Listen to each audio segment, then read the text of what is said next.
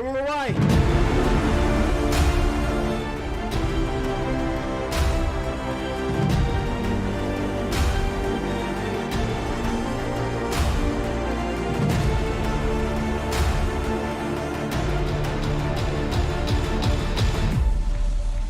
Who's going to come out on top? Wow, what a save. Oh, he's a man!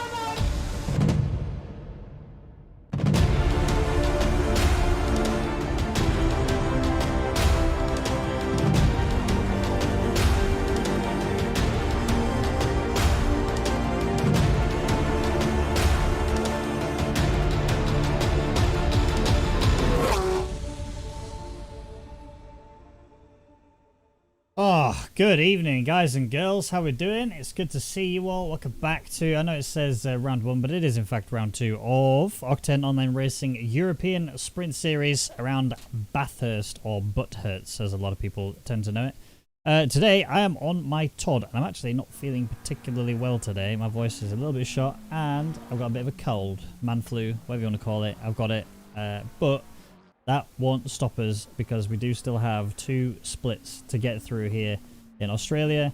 Obviously, start with split blue, which is looking like it's stacked. I'll be honest with you, it is stacked. We've got 33 drivers. We've just now moved over to quali, so it's perfect time for us to get straight into the actual game itself. All right, let me put up the broadcasting cam so we can see everything. In fact, you know what? We're going to go to basic HUD because one of the things that I've actually had fed back to me a few times is you guys like it when you guys can see the telemetry. So we're going to show you guys that as well. And look, I'm all pouring out. I actually did this race earlier today in the Asia Pacific region of OOR. And the one thing I'll say is, despite the fact that I completely bottled quali, as per usual, the actual race itself was more focused around making sure that I didn't have any sort of incidents myself. Everybody else died around me and I finished P10. So, you know, really good going. If you're new to the Octane Online Racing races, they alternate per week depending on which type of format we've got. So the first week here, last week in where were we were Kyalami. In Kyalami last week, it was a race 1 and a race 2. So obviously you had your qualifying, race 1 which was 20 minutes, and then you had a second qualifying, and then race 2 which was 40 minutes. And then that was it. Now, in this week, it's literally the one lot of quali that we got now. And then we go straight into a full 1 hour race where there is a requirement for them to change tyres.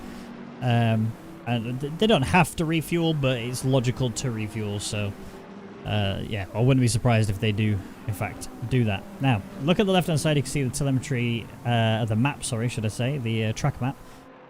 And have a look. There's a lot of people that are actually quite spread out, and it's really hard to try and find space on a track like this. 34 cars on the circuit. I did 42 earlier today, and it was literally crammed. I couldn't get any space whatsoever on the circuit. However, these guys obviously a little bit better at it than me. In terms of names, I'm going to pop the screen up on your side so you guys can see some of them. Some of the names on here are actually really, really fast, like esport level pace. I'm looking right at Respence Rob in particular. He's somebody whose name comes up time and time again. We did have Josef Deitz, who proved last week that pace is definitely there for him. Incredibly quick driver, really taking it to the likes of, like I said, Reese, for example, who has proven already last season he's a very quick boy and actually more than capable of taking championships if he's got it all together. So what I want to do is I want to get on board with Josef Deitz as he's getting up for an actual hot lap. We'll go into cockpit cam, shall we? We'll have a look at how he does a singular lap around this track, although with traffic. Levchenko should be a quick driver, so it shouldn't really affect him. He's got Yonti ahead of him as well, which is even better. Oh, that's not a good start. Getting onto that curb, but alright, we'll cross the line, coming up towards turn 1 then. You want to brake around about 75 meters, brake down to gear 2, trail it through and then accelerate on the apex. Get a nice smooth exit, which is pretty good. Losing a little bit of time based on whatever delta is showing from before. Long straight up towards turn 2. This way you're going to see a lot of moves happen, but the only way you can really pull the move off is if you are either miles ahead as you come into the outside here, or be on the inside. Defending, always be on the inside here if you can. Even if you have to do it right at the beginning of the run out of turn 1. Then you're coming up to this awkward like double left-hander. So there's a quick left, and then it's another one here. You got to brake, slow the car right down, and then carry enough momentum to be able to shoot out the other side without going off into the wall. In the Bentley, that's going to look really odd. Turn when you get to the tree. Just watch out for the curb. Don't touch it on either side, otherwise you will find yourself in a world of pain. And then here you got this, which is pretty much flat. You have like a little lift here and then push, and then again another lift here and push right now. So then you're coming up to the top of the hill. You're now at the on the way back down. Brake, lift, brake. Keep it locked all the way around. Keep it nice and tight. And again through here on the left, and then flick it over to the right again. Watch out for all the walls. So easy to die here, and even coming into the Forest Elbow, this is going to be the most important corner I think on the circuit, because as soon as you get the acceleration wrong here, you're in trouble. You have to get a really good exit to defend, but also to attack. And I think this is going to be attacking zone number 2. You'll probably see most of the overtakes happen here actually, as we come down Conrad Straight. If there's iRacing at the end of the race, you send it full over that sand and absolutely clear the wall. In ACC you can't do that, but you brake just after the 150, around about 125. Get yourself down, second gear, carry momentum through. Bentley's can ride curves, so he's all good and happy. We're up into the final corner then. This is quite a tricky one. You want to brake just after the 100 board, but only just after it. Get yourself down to gear 2, carry the momentum through the corner, get on the accelerator as soon as you can, and carry them across the line to put yourself P2 with a, what was that, a 201.3. So Stephen Robbins, another driver who has already proven has insane pace, is your current pole sitter at the minute. In fact, you know what I'm going to do? I'm going to put it back onto broadcasting cam just so you guys can see the actual timings on the screen there, so we know who's pole, who's doing what, and I can give you the updates as to how they're all doing. So right now, Adrian, Softic Adrian, 1.3 seconds up on his lap currently, which is absurd. If he is actually 1.3 seconds up, he's raising the bar quite significantly. In fact, Respence Rob has just done exactly that as well, gone up to a 2-minute dead. 2 minute .096 is crazy fast. Let's see now whether or not Adrian is able to replicate that. Clearly he's been putting in a lot of time. Still 1.3 up on Delta. Just about hovering there, not gaining any more than previous, but oh, 1.4 now. Okay, so the time is climbing. Is he going to get it to 1.5?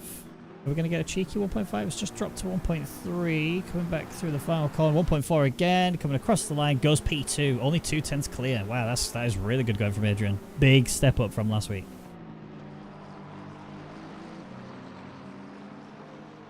Got to lubricate the vocals. Make sure that I can still talk at the end of the day. Quite useful, believe it or not. Okay, Stephen Robbins is improving by 2/10. And that's only just coming out of turn 1, so plenty of time that can still be gained there. Like I said, PB for him to a 1.1, so he's literally a 1.1 seconds away from our pole sitting time at the minute.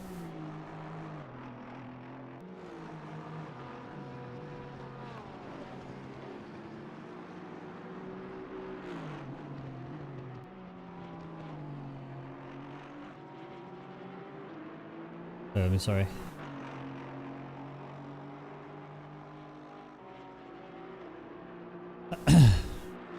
Joseph Dites, nobody's improving in this top 10. Top 11 are all not improving. Joseph is just slightly improving, but it's only a 10th at the minute. Again, it's only just coming out of T1, so we'll see what he can gain. Stephen Robbins has lost all that time that he was gaining earlier. That's now out of the window. Respence Rob is improving somehow. 1/10 to be added. If he gets the 10th, he will break into the 59s. Is he going to make it into the 59s? We'll see. Coming into the final corner still. Oh, he's got 2/10 now. Don't lose it on that exit. It looks like he lost it. I think he has. He's not going to gain. He's not improved. That is unfortunate. He was a 2-minute .138. So, still a fantastic lap. Don't want to take anything away from that. But yeah. Can't believe Badger has left you alone to cast back-to-back races when you have a sore throat. In fairness, he did tell me 2 weeks ago that he wasn't going to be there. And, you know, it's just that we had nobody else that could step in to help out. So it's not Badger's fault at all.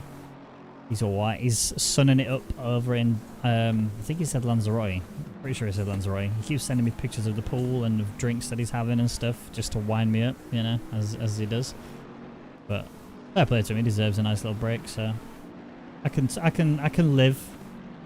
I've asked a friend of mine to see if he's around, and he's ignored me. So typical.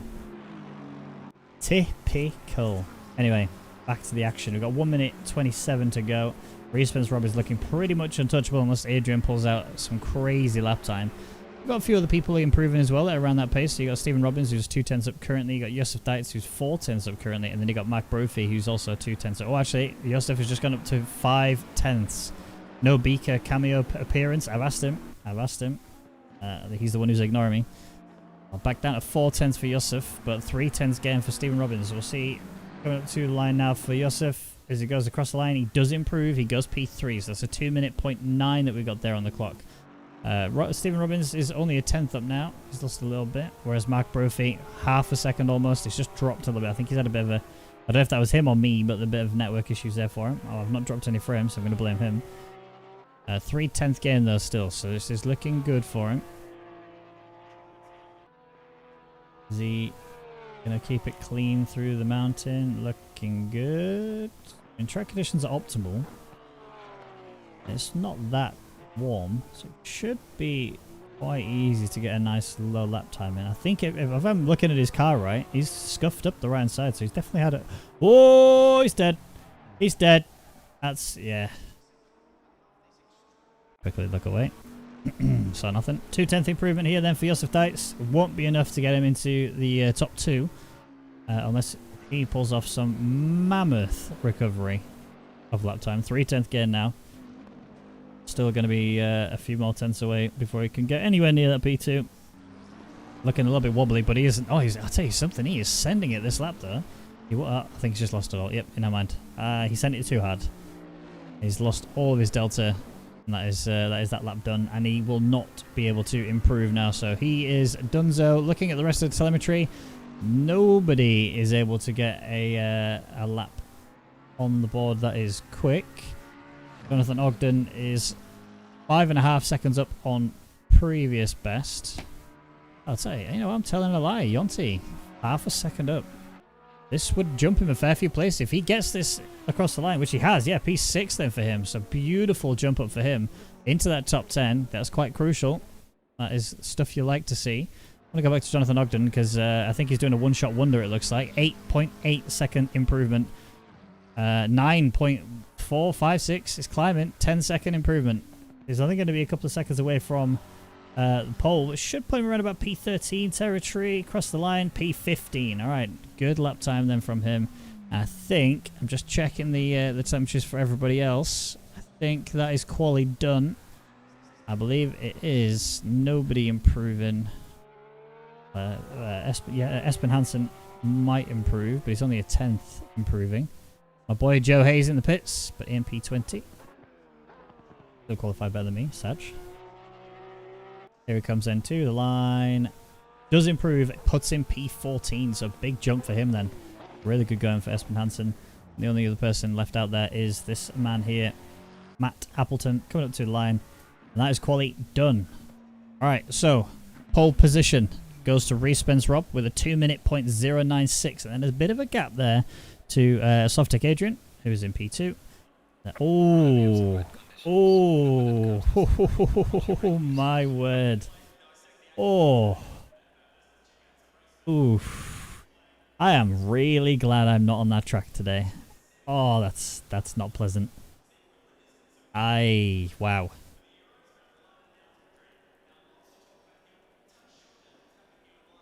Okay, so I had to really just double check it, but it is obviously raining right now. It is going to get less and less as the race goes on, but you can see at the top right hand corner of your screen next to where it says track wet, just to the left of that is the forecast, which is going to tell you that in 10 minutes time the rain will lessen, and in 30 minutes time it's going to lessen that a little bit more, but it will still be raining. So it's looking like majority of this race is going to be quite wet, and I tell you something, a lot of these guys are not going to be practiced for the rain, but despite the fact that this is a European series, or at least this is the European split, should I say. You'd have thought that, oh well, wet weather, that's something you expect, isn't it? It's gonna be fun, right? These guys will not have, most of them won't have practiced for the rain at all. I wouldn't be surprised if we see a safety car lap 1, lap 2 even, maybe both. Speaking of safety car, let's have a quick look at it, shall we? What is... I want your opinion, chat. I want your opinion. Alright. Badger's not here. Okay. Oh, I didn't see that. That's pretty cool. Badger's not here, so we can be honest. Because we know what he's like. He likes to simp over safety cars. What is your opinion on this livery? Caution, you are not ghosted.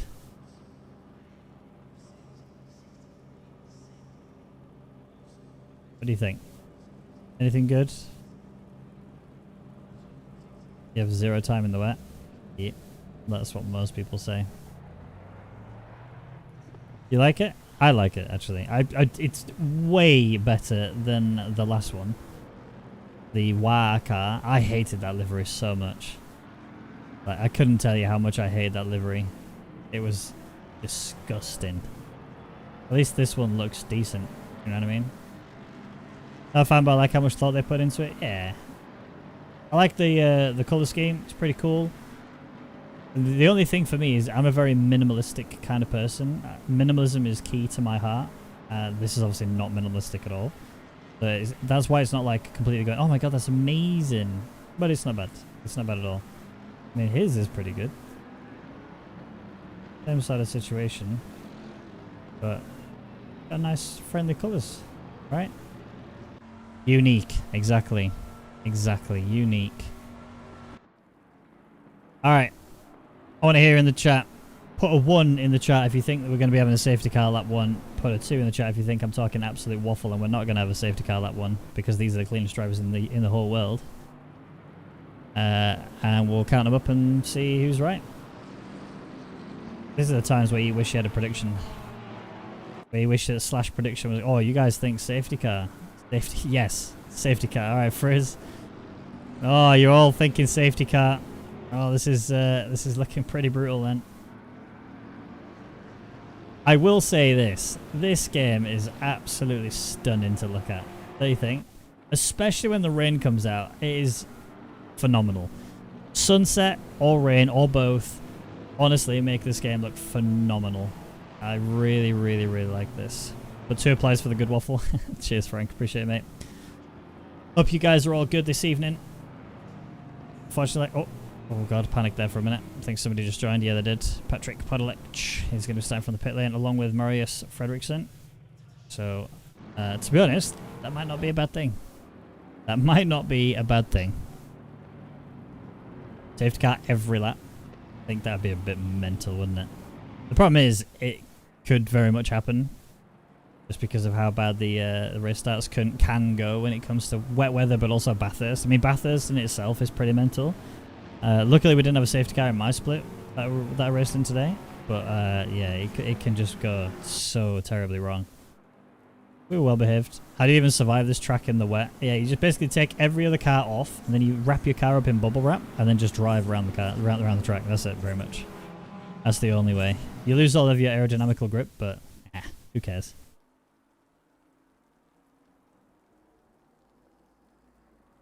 Who cares indeed? Excuse me. Yeah, you will have to bear with, like I say, I'm not very well today. So unfortunately you're going to hear the odd cough, you're going to hear me sound like I'm dying, and it's because I am, obviously. It's not the Rona, it is just a cold. But if anyone asks, I'm dying, alright? Let's get the drone cam up, shall we? Let's get the drone cam going. Let's see how horrific T1 goes, but I also want to follow it all the way up to T2. Most of the cars coming in then, getting themselves ready for the final corner push. About to get underway with round 2 even, sorry, but race 1 of the European Sprint Series. Are we ready? I think the race start will be favoured towards Reese because that Bentley does have some big pace on the acceleration. Not so much in the straight line, but I don't think McLaren's going to be out. Alright, we are away. Movement already happening. 2 McLarens at the back, pushing themselves through in the middle, sorry. No death, T1? Are we good? It looks alright. Lots of 3 wide going on back there. Everybody's still alive. Everybody loves my wife's cooking, and I think we are good to go. Let me switch over to Helicam and go a bit further down the field. I'll look at Nathan Pierce and his McLaren. He's currently fighting off a fair few. Is that Levchenko involved in there as well? Yes, it is. That is a Lexus that's got some scrap going on. You got a Porsche up there. I think that is a Vining. I think getting stuck in there. Vining's the red car. Who was that alongside of him? That might have been... I'm waiting for the telemetry to update itself so I know exactly who is who. I think that was Brophy that's just been stuck alongside of him, but Vining looks like he's come out on top, so that's good news for him. Little kiss to the wall there for Vining. Needs to be careful, and that's why you're going too wide. Into the wall, ping. Yeah, damage to the right side. Vining's car will... Hopefully steering's not bent. I mean, he's looking out of shape going through there, though. So is Brophy off the track. Brings it back on again. No death for him, although he's going to go deep here, almost certainly. He's kept his car under control. Fair play to him. No problems. We're good. We're alive. No safety car. Did I just... The safety car has a stop-go penalty for speeding in the pit lane, as you do. Oh dear. Good job, safety car. Whoever that is needs shooting. Alright, race spins Rob. Yeah, he's living life up there, isn't he? P1. 3-second gap already to Adrian, who's P2. Got a little fight going on here for P3. Yosef Diet is trying to defend against Patori. Patori, who's actually stepped his game up quite significantly in the break between season, the previous season and this season. I can't remember the season number. I think we're on season 7 this one. Yeah, nice juicy P4 for him. Stephen Robbins had issues off the start. Falls to P5. Jonas Hackler still P6, which is good.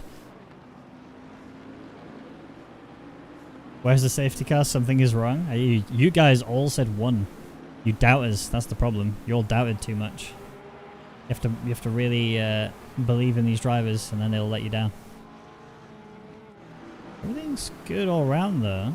This is incredibly clean. I was expecting death. I'm not gonna lie. I was expecting murder. But this is as good as it gets, isn't it? Pretty good going. You know, you put in a bit of raindrops on the track. Everyone's like, "Oh, I've got to be careful. Can't afford any deaths today." Just true. We can't. Oh, mistake made. It's Cooperus. That is Tudor just lapping that one up. And you've also got Michaels looking to go for a little cheeky maneuver as well. Should one open up? Yum. Oh.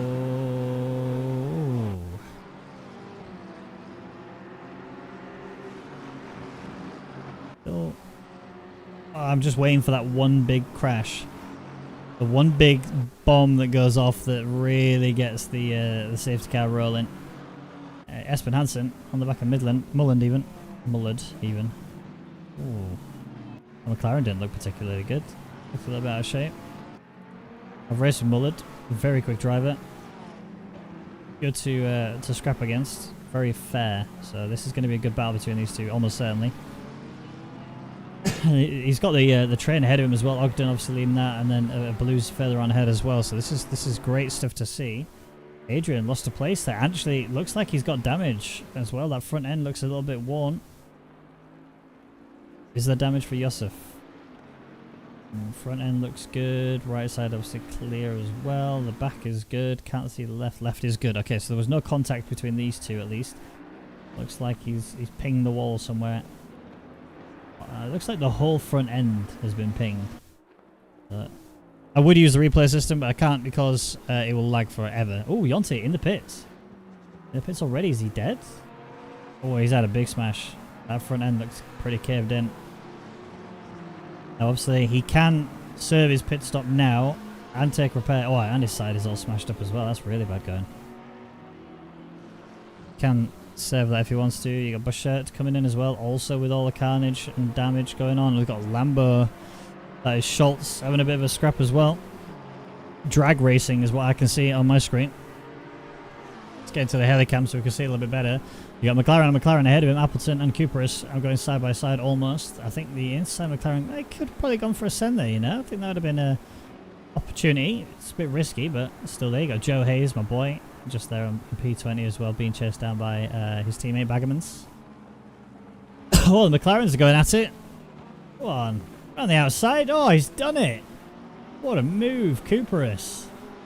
That was fantastic.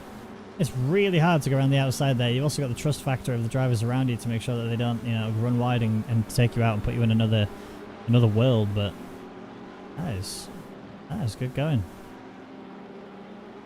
All right, now we're starting to see a lot of breakages in the train. Now, oh, the Lambo Schultz almost found himself in the grass and dead. He's not dead yet. Oh, Joe, don't do this to me, boy. Keep it together. Keep it together. He's all right. We're good. Panic over. We got Blues, who's under attack here from Ogden. Ogden with the pace in the McLaren. I think Ogden is probably the only person I know besides myself that is as big as... Oh, we've got a big crash. Who is that? Who is that? 162 is that? Can't read that number.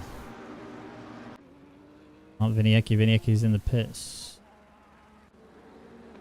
263? 267? What number is that? 462? I'm just reading numbers out. Brophy, that's who it is. Big crash. Right the way down there in P28. Bad times for him then. Go back up to Josef Dietz, who's decided pit time. And I actually don't think he has damage. This is voluntary. This is a voluntary pit stop. Why would you box now? Interesting. Alright.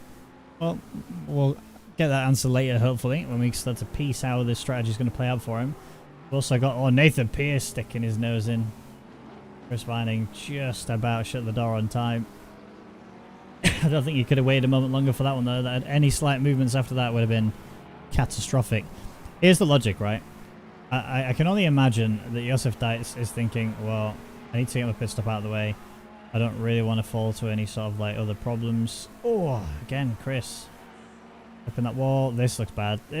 Look. Okay. He's taking that so wide through there. I don't know if I just take mine too tight, but that is a very wide line that he just took through there. Definitely not something I would be doing, that's for sure. Yeah, just go back to what I was saying. I'm trying to figure out like how Josef actually is going to play this one out that would make that strategy call perfect. I'm really struggling to sort of figure it out. I can only imagine maybe he's thinking, oh, I've not got the pressure set correctly on the tyres, and he's then adjusting it so that he's able to actually get the car home or something. I'm not sure, but let's find out later. If his pace certainly steps up again, then we know for sure that it was the right call. I mean, he was P2. It was more of this is more of a consistency fight than anything. I mean, unless Reese has some sort of major issues of his own, don't see that changing anytime soon. Yeah, Ogden struggling to keep pace with the Lexus ahead. Hello, BK. Good to see you. Is this heaven? This is not heaven. BK, did you see the admin chat, my friend? You ignored my ping. Ping.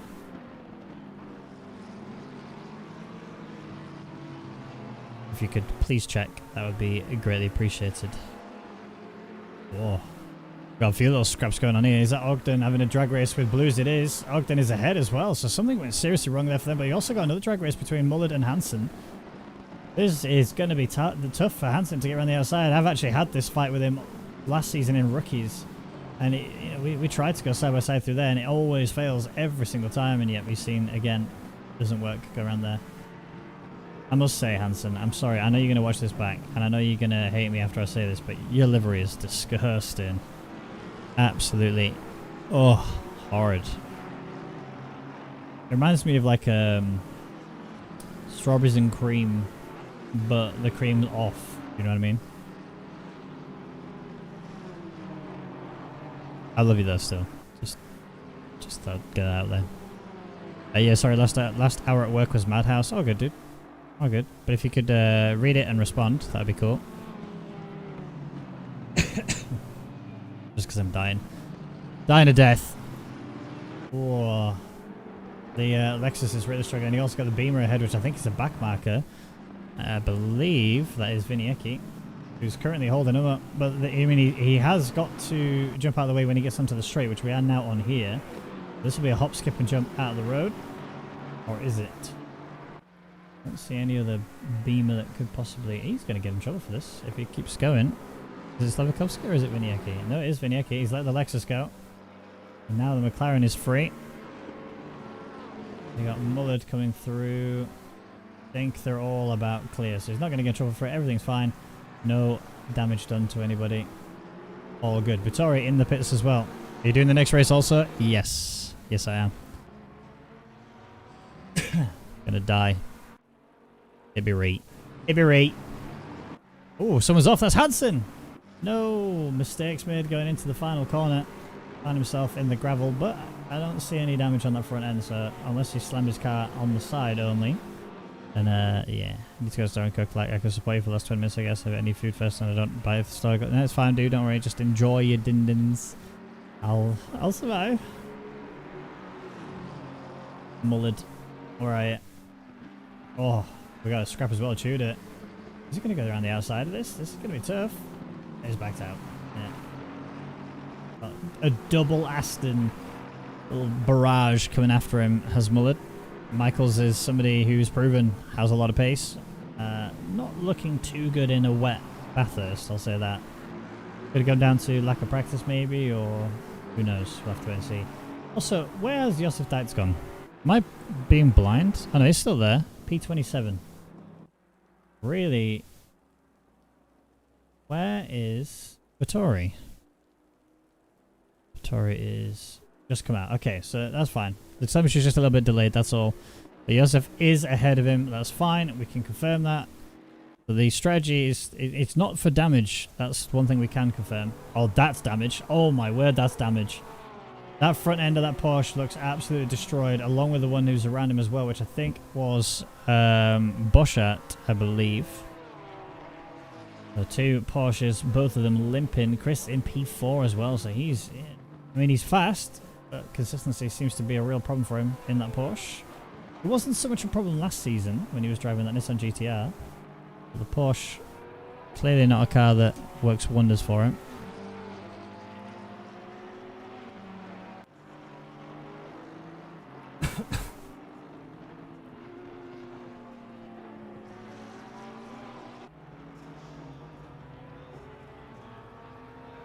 Ethan Pierce, P5. He might even inherit a nice juicy P4 off this, to be honest, which would be quite good. Claudio, oh look at this scrap we got on here. Joe Hayes, I think he's just lost out there to the McLaren. That's standard for him though when he's racing with me. Haha. Appleton behind him as well.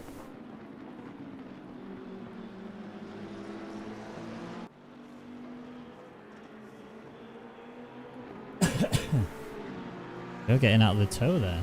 Is he just worried he's going to close in on him too early, too quickly? I mean, you need to be as close as you can if you're in that Porsche. Like, straight line speed is something that Porsche lacks. Meant to race the next one, not been home from work, long and half asleep. Going to be a lovely two-place charge from the back. At least my livery's on point though, and that's all that matters. Alright, I'll be watching. I'll be judging your livery, alright? What's your surname, just so I can remember it? And I can judge. Point fingers and laugh. We build confidence here. Well, I build confidence, should I say. Oh. Mullard holding on to that P9. Oh, we've got a crash. Who's that?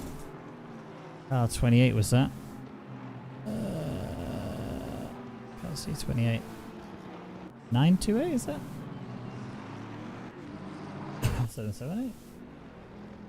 I think this is it. Found it. Yeah. Gasker in the Lexus. Had a bit of a mare going through turn 2. Lost a lot of time. Hasn't yet served the pit stop, so this is really not going to be pleasant for him. Bandy. It's McLaren's is limited in the teams to which nice colour you've chosen. Yeah, yeah.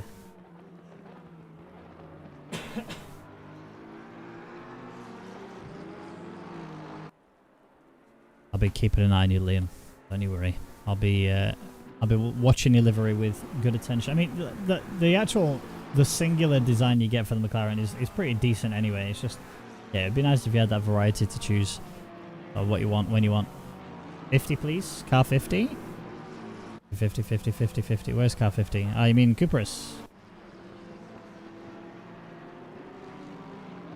Currently P12.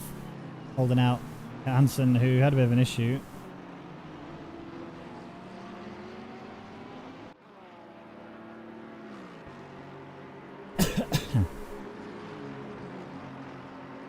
We've got Claudio, who's actually having a defend against Levikovsky, who's actually driven this Beamer for quite a while now, so should actually have a fair bit of confidence, bit of pace to go with it. In the toe, got pace in the Beamer anyway in a straight line, that's why he's able to get onto the inside. The McLaren should have defended it immediately, because now realistically Levikovsky is through. I mean, granted, had the move done before we even get to the braking zone, but you know, you put someone on the outside line there, even if they're a bit ahead of you, it's going to be really difficult for them to keep that position, so should really try to do that going forwards, but it is what it is. Right, have a look around. Where did Yonti go? Yonti is now down in P27 with that damage that he more than likely will have had repaired. Got Adrian, who's still got the damage. Oh, get off the grass. Okay, good.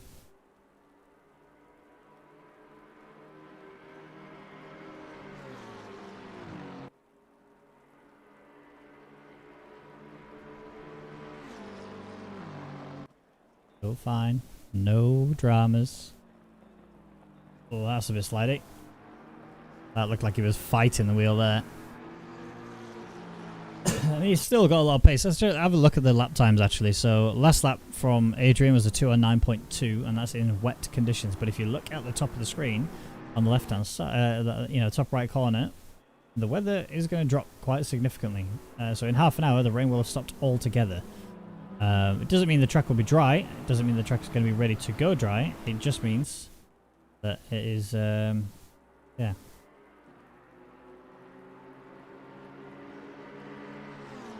Just means that the track is going to start slowly moving forward. You just limited a bit, that's the issue. If I'm not last, it's a good day's racing. No Punterinos and finish. Yes. Yeah, that's definitely needed. If you can't make it to the end, then, you know, good going, but it's going to be hard. Right, here we're going to see a problem now for Mullard. Mullard needs to defend the inside. He knows it well enough. He's left a little bit of a gap, but not quite enough of a car's width, just to make sure that when the Aston goes to the side, like he's done now, should be able to come over a little bit more towards the middle, which he's doing perfectly here. Squeeze the Aston to the edge, and then keep the line all the way through the inside. Yeah, perfect. Absolute textbook defensive there from Mullard. Knew exactly what to do.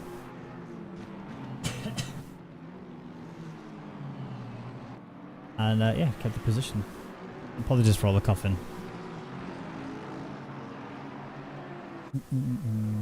Mullard. Holding on for that P9. Adrian under attack from Blues. Not Blues, sorry, Robbins. Robbins is actually finding that pace again now. Look, I critiqued him earlier saying he's not quite looking as good as he was before, but immediately back on form. I don't know if it's the conditions or if it's just his race pace is looking really good, but he is looking so quick right now. Going for the inside line on Adrian. Adrian's going to have to really consider if he wants to go side by side into this right-hander. I don't think he's going to. He might have to just back out just to be on the safe side. Oh, he's tried it.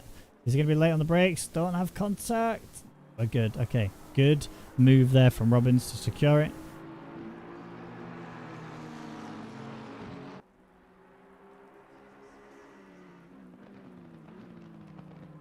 So well done, him. And we'll get that update on the telemetry right about now. Judah still giving it the beans on Mullard here. We've also got Michaels pretty much there, to be honest. He's hanging in. It's still the double Aston pressure. It's always nice to see. The Aston's actually going to start having a civil war. I mean, there's, as far as I know, there's no constructors.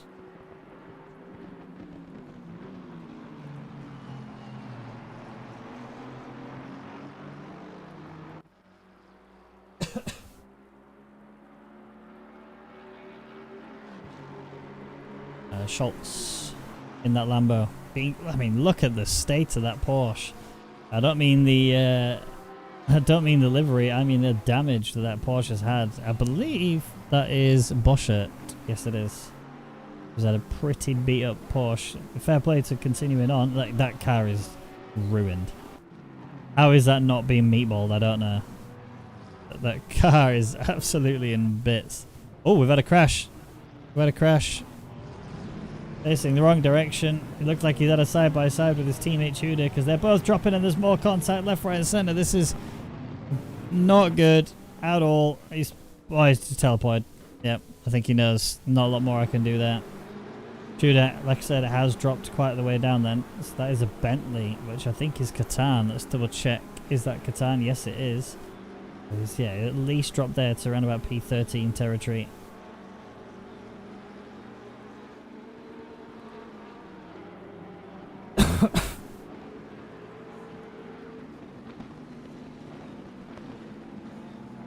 Tudor. Yeah, that's... I mean, I want to actually have a look at the car, just see how badly damaged it is. If there's even any contact whatsoever. Front looks okay, right side looks okay, rear looks okay, left looks okay, so... maybe a little bit of contact on the front, potentially. Very minor though, it wasn't anything too severe. It might be, what, a couple of seconds of damage that's affected him, but yeah, Michael's in the pits. And got punted a few times in the side as well, so that's... yeah, very clearly going to be a problem for him. Chris Vining. Is around about now we're going to start seeing the pit lane light up with people coming in, doing their stops and getting out again. But at the same time, some of them are going to be looking at that clock at the top and going, well, actually, if the rain suddenly decides that, you know, let's dry out, I'm going to want to try and get off these wet tyres and get onto the dry tyres and avoid having to do a two-stop strategy.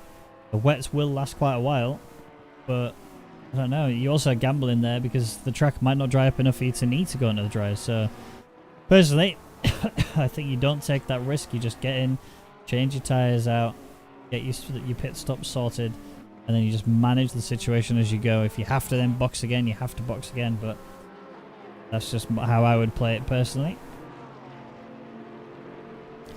Joe Hayes playing the consistency game, getting himself up to P17. So good stuff from him to achieve that. We've got a bit of a send going on here from Catan. That is on Baggerman's even. Not Baggerman's. Whoa, that's not good. Bit of a Beyblade going on. A good reaction speeds there from the Porsche to avoid the contact. And also from the BMW behind, which was Slavikovsky, who's just slipped on through and got, ooh. Oh, juicy. We'll take them freebies. Two little freebies going on. That was a very nice little pirouette that Bentley just did there, not going to lie. I quite enjoyed that. Further up the field there, Nathan Pierce on Chris Vining. Chris, who we've talked about already. Injured car. Still chucking in some pretty solid lap times considering the wet conditions.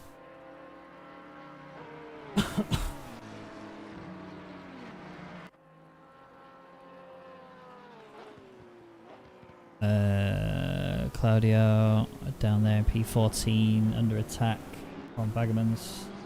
We just saw, well, those two gained on Catan and Baggerman's. Whether or not the response is going to be good enough, we'll have to wait and see. Adrian,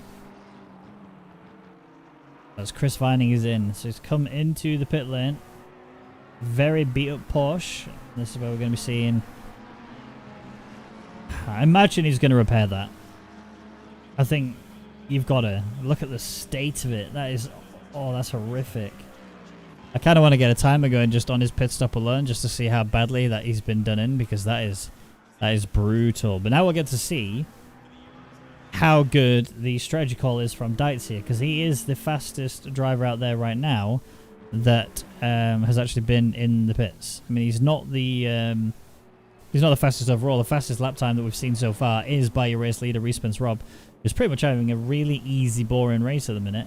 A 2:06.777 is the lap time that he's done currently in these wet conditions, which is a very impressive lap time.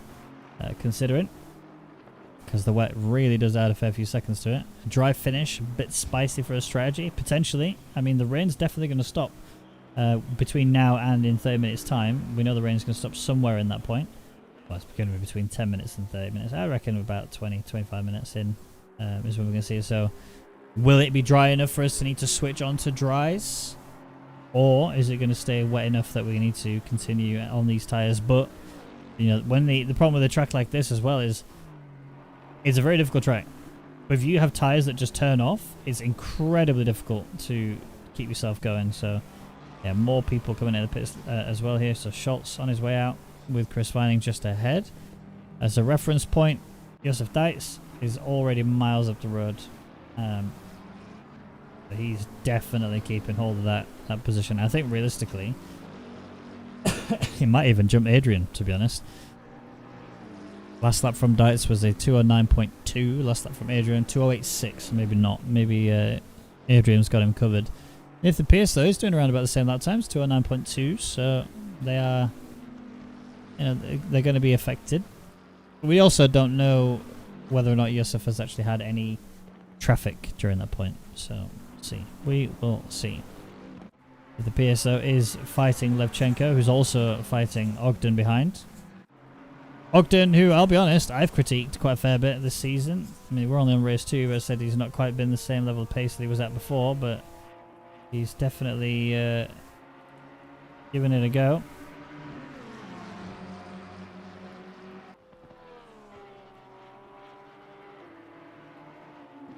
Oh, they're going side by side here. Levchenko. Oh, is that Ogden? I've just seen go off. Come on. Get over to the thing. No, we're good. Okay, Ogden didn't die. It's fine. Panic over. Got the helicam going so we can see the battle a little bit better than what we did before. Levchenko on the back of Nathan Pierce, which is the black McLaren you can see at the front. And you got the white and blue McLaren there of Ogden in P6. Just kind of sitting back watching this all unfold. You know, if a mistake happens ahead of him, it's going to be really difficult to avoid it in general anyway, just because of the nature of the circuit that this is. But at the same time, oh, Levchenko. That was close. Almost sent it into the back of Pierce there. That would have been a murder. Oh, there's a sideways... What was that? Who was that? Was that 34 or something? 24. Wagner. Ah, that's who it was. He was pointing in the wrong direction. Must have just got his too much pace, bit of foot down, and then, yeah, a bit of a problem. Is that car 18? I can see. Oh, car 8. Oh, that is Joe. Oh, so it is, that was it. It is Joe that was sat there, not able to move. Is now moving, though. So I take that back. Sorry, Wagner. It wasn't you. It was Joe Wright. Oh, very nearly had BMW having contact with McLaren there. Is that Parties I can see? No, somebody else. I think it's just Batmarco in front runner. Go back to this fight then for P4. Looks like Ogden's lost a tiny amount of time to these two. Won't really have the suck that he needs. However, Levchenko might.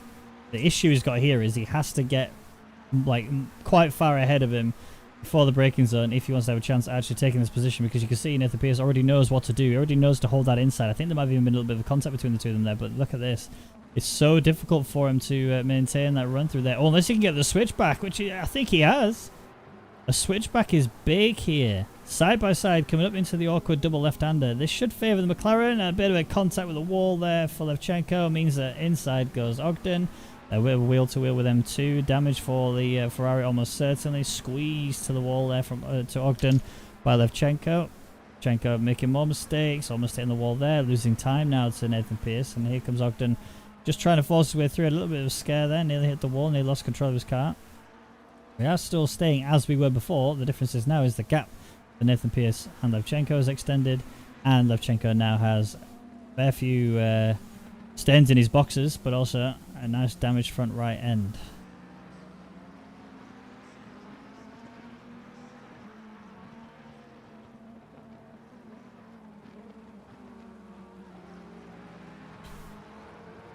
I just need to lubricate my voice. Can already feel it going. Good job, I've only got another half hour of this and then another 1 hour race after this, right? Send help. We're still waiting to see a lot of these pit stops properly happen now. Joe Hayes in the pits from P15. He's got plenty of places he could gain actually out of this. This is big for Joe. This is huge for Joe right now. I'm surprised we're seeing people going so far into the race. We would have thought they would have boxed by now.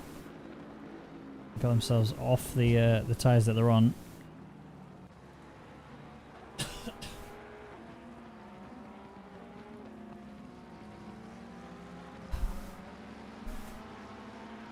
Track is damp.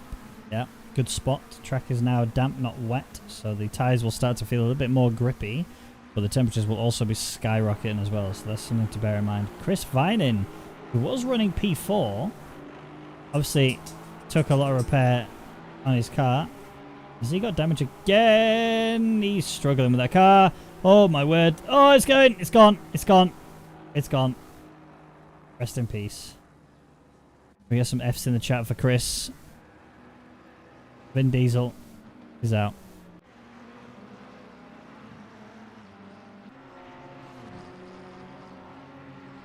Oh, am I cursing people here? Pierce almost sending off into the wall. Levchenko finding pace. And this is what I'm saying now. Track changes starting to come in.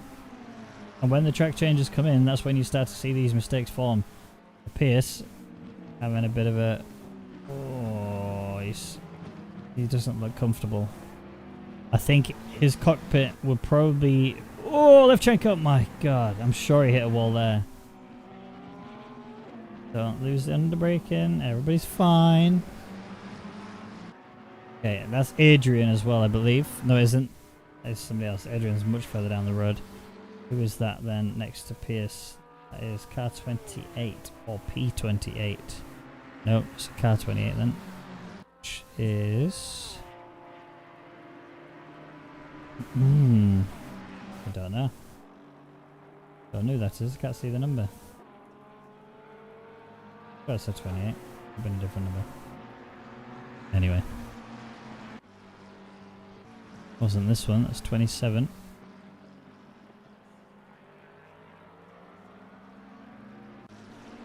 Joe Wright, who we saw pointing in the wrong direction earlier, is underway again, still P23. A good run from him. Joe Hayes, P18, after saving the pit stop. Like I said, plenty of cars up ahead of him that have yet to serve theirs. Speaking of which, Adrian is in, along with Ogden and Blues. So 3 very quick drivers there getting themselves in to serve their pit stop. Still yet to see race leader, Race Spence Rob, get himself into the pits. He's currently all the way up there on the mountain. 246 disconnected. 246 cannot be seen. Yes, must have disconnected.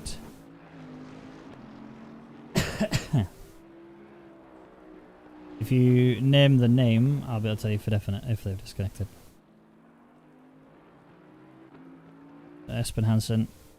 Oh, is he going for... Oh, he's overtaken a back marker. Josef Dietz. Oh, good spot. Yes. Josef Dietz is no longer in the race. I wonder what happened to him then. Where did he go? I didn't see any crashes for him, so it must have been a disconnect. It'd be good to hear from him what exactly happened. Because, yeah, that's very uncharacteristic. But I want to stay on board with this P3 fight, to be honest. I think this is going to be the fight now that we're going to be watching for a little bit of time. So, yeah, Pierce, P3. Obviously, there's Levchenko chasing him down. Levchenko did try earlier, did put himself into a wall, or kind of got forced into a wall, but nothing that needs steward investigation on it. It's just some nice, clean, hard racing from the two of them.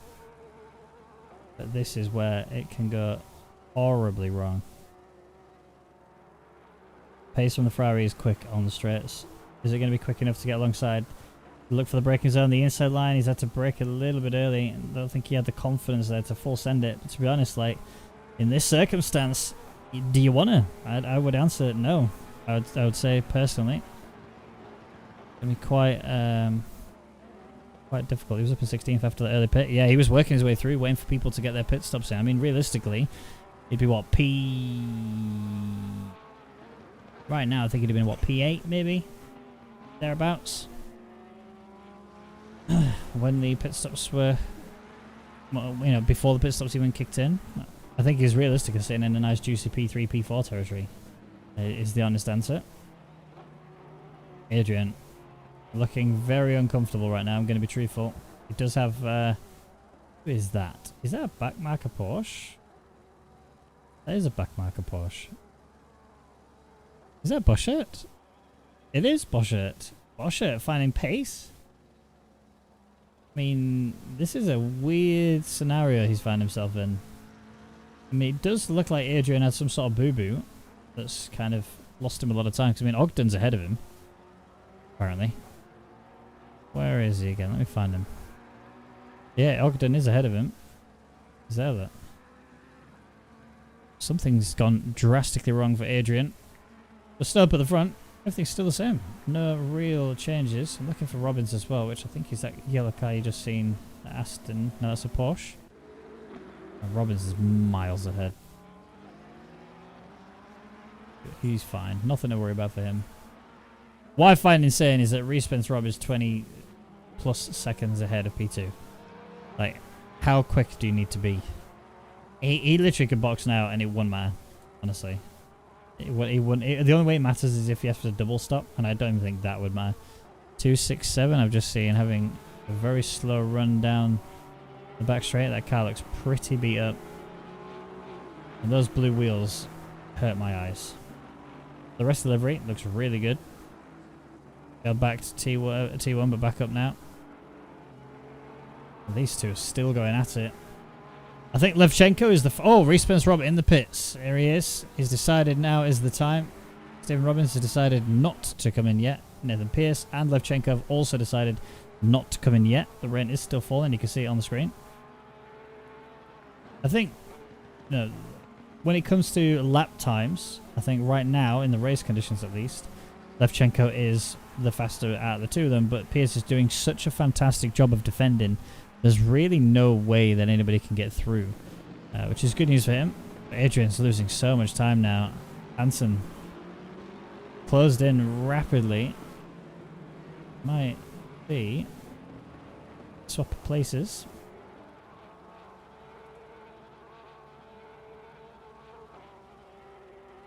The drag race will not be favoured for the Porsche, even with the tow. He's not come out of the pits already.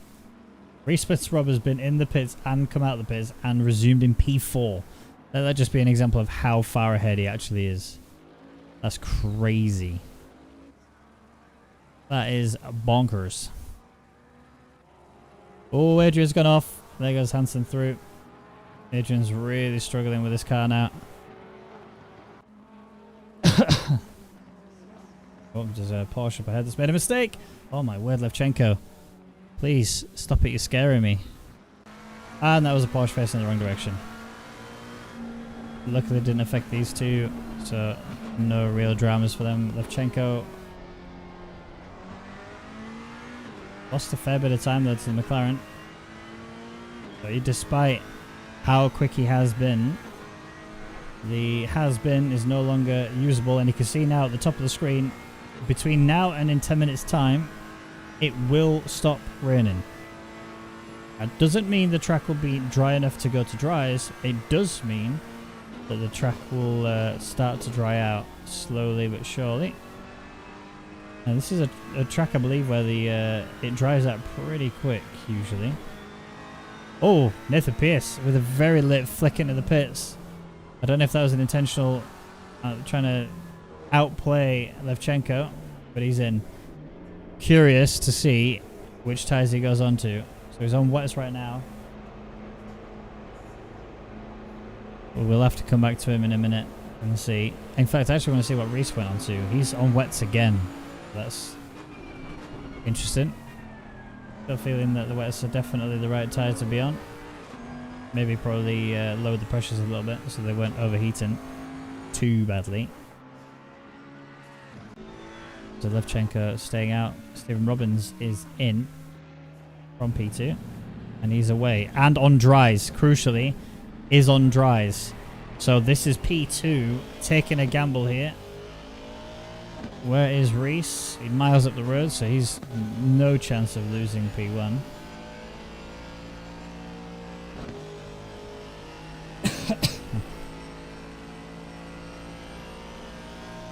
Pierce on dries as well. Okay. So calls have been made. Calls have definitely been made. And dries seem to be tyre of choice. Is his car broken? No, say it ain't so. Ogden. Oh no, Ogden. He's gonna have so many problems. Yep. Some freebies are being handed out now then. Everyone getting a promoted place. One of which will be happy with that is this man here, Jonas Akala. After having some dramas, we'll be very pleased to see that he's no longer having those dramas. So, Cooperus, P3 currently. Oh, he's really not enjoying that track, that's for sure. Wow. Well played to keep that out of the wall. Pace has dropped significantly though. Last lap, 210.3. Really not having fun. Levchenko in a similar position, 210.5 actually. A lot of people dropping a lot of lap times. The tyres are starting to transition. I think, I mean, let's use these guys as an example. So last lap from Levchenko as he crosses the line, 208.9. And then let's see who's gone on to dries that's already out there. I think Robbins went dries, didn't he? But he's on an out lap, so that won't count. Is Hansen on dries? Let's have a look. He is on wets. Nathan Pierce we saw on dries, but he's also on an out lap, so we can't even look at his. Adrian dries. Adrian is the next fastest, I believe, and on dries, 212.8. So it's a gamble. It doesn't look like it's a gamble that's paying off for Adrian. However, he has also really struggled for pace since he went into that pit stop onto those dries. I think it's more the fact that he's done it. He did it too early, and it bit him. Here comes Blues with the drag race. Adrian will surely not put up a fight. He just doesn't have the grip on these tires. Blues will go through. Up he goes, and then a break nice and early there for Adrian just to make sure he doesn't kill him. And yeah, he's fine.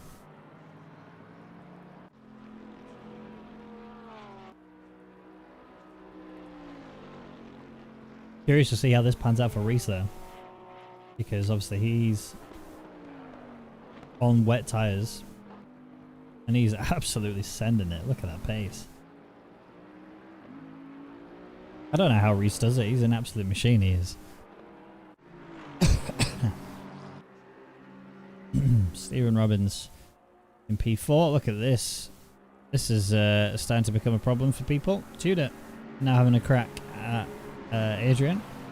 Adrian, you qualified so well. Probably felt really confident going into the race until he saw the rain, and then immediately was just heartbroken. 32, not 32.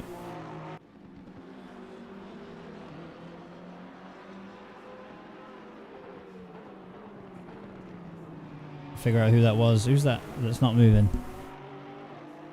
185 is that? 195. Parties not moving. Limping around.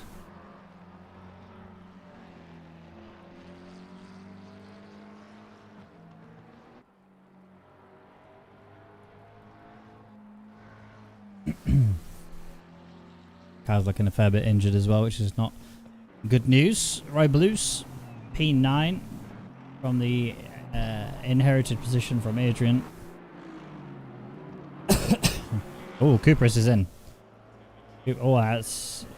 I thought it was just the light in the shade, and I thought his car was properly beat up. Got a little bit of damage on the front and the rear, but you know what? Coming in from P3, I have no idea where they will come back out again. But I imagine going on to dries now, even though the rain is still falling. It still says damp. Track condition hasn't improved. Rain is still going to be falling, but it looks at any time now it's going to stop raining. I think we're about 4 or 5 minutes away from that happening. We only have 15 and a half remaining of the actual race itself, so here is probably the time where you switch to those dries and just go, yep, okay, let's go for it. Hell for leather. See what we got. Blues under threat from Tudor. Actually, do we even know what tyres these guys are on? Wet tyres for Blues. Tudor on wets as well. Robbins, who's stuck in the middle of all of this, he's on dries. So Robbins, who was very far up the field, if you remember, having a couple of mares, is now on to a set of dries to take these to the end.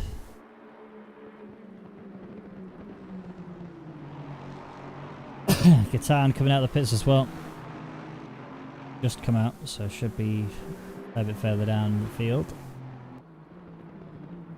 Spun in the mountain, sadly. Oh, F. F indeed. Joe Hayes, though, P16. Fair play to him. He's really giving it.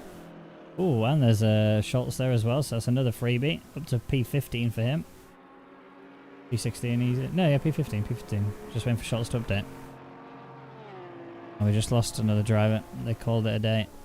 Drive through for Wagner. Heartbreak. That's what you don't want to see. Robin's in the pits again. From P7, so another freebie being inherited for everybody below.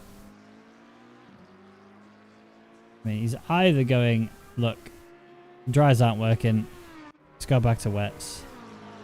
But, I mean, surely it's going to play better for him again later.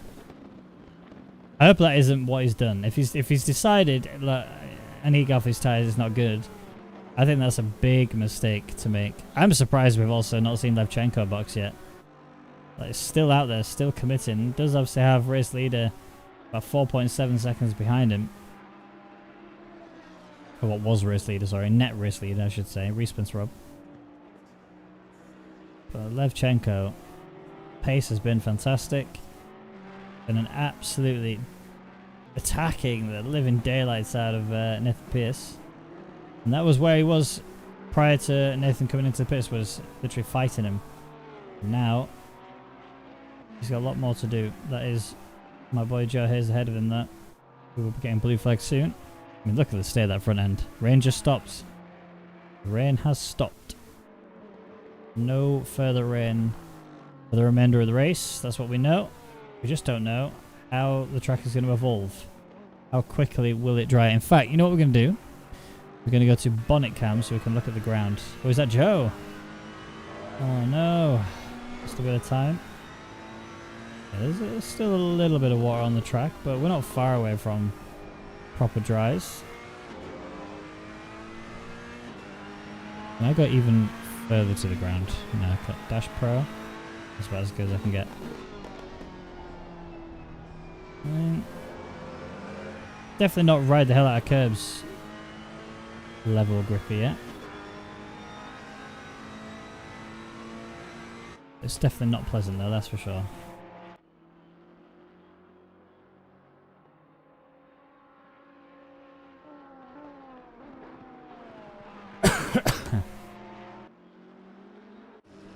Spin Hansen.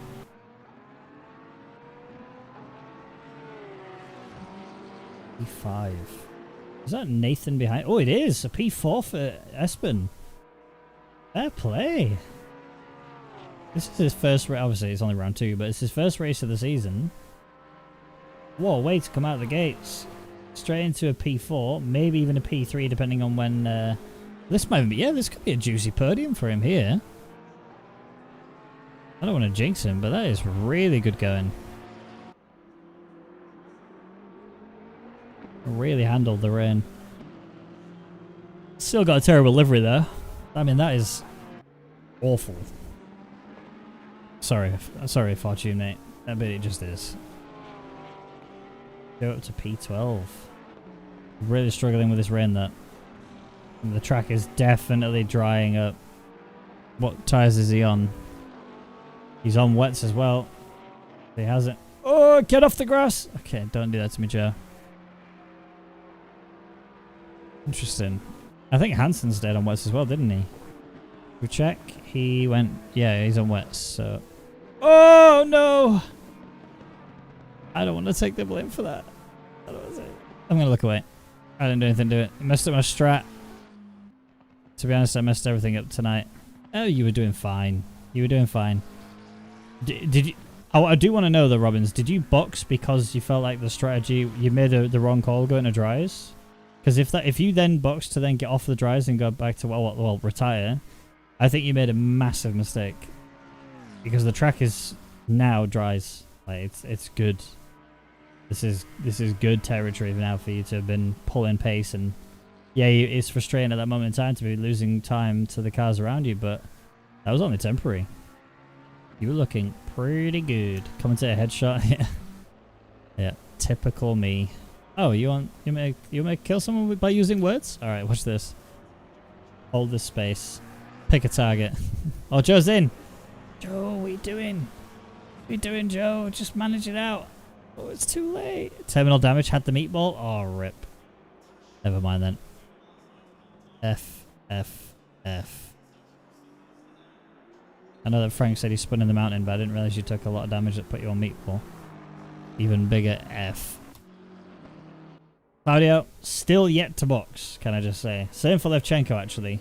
I wonder if they know they need to box.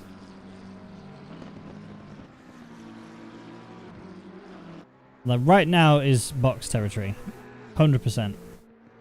Like, get on dries, off you go. I mean, lap times are still good. Lap times are still really good for these guys. 2:08.7 for Claudio. Yaramilo. And then Levchenko's is 2:07.5 last lap. Actually, last lap was his personal best, so.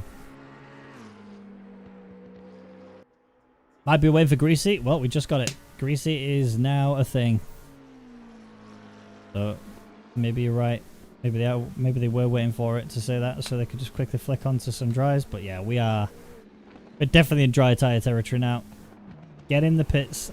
Come on, guys. Get those tires changed. I want to know where you're going to end up. Who's going to be actually on the podium? I think Levchenko has pretty much nailed the podium, right? That's surely got to be a thing. He's in now. Here we go. He's definitely not getting his car repaired. I can tell you that for free. Getting in, tires changed, off he goes again. 30 seconds later. Schultz giving it a nice little juicy wheel spin. Is he the only Lambo driver here today? Yeah, he is.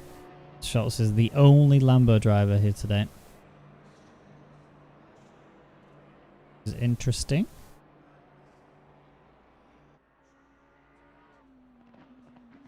Oh, Yaramilo's in as well. Both the drivers that need a box are now boxing. Where is Hansen? Coming down Conrad Straight. Shouldn't lose. He might stay behind Levchenko, but will jump Yaramilo. Let's see. Where is Levchenko? What is his car number? Car 11. He's not yet moving. Hansen is coming. He's been dropped and he's away. Okay, cool. Where is Hansen?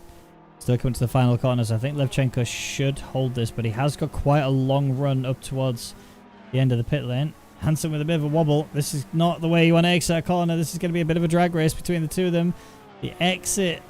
I don't even know who gets favoured here. Levchenko's just coming through. There comes Hansen. Where's Levchenko?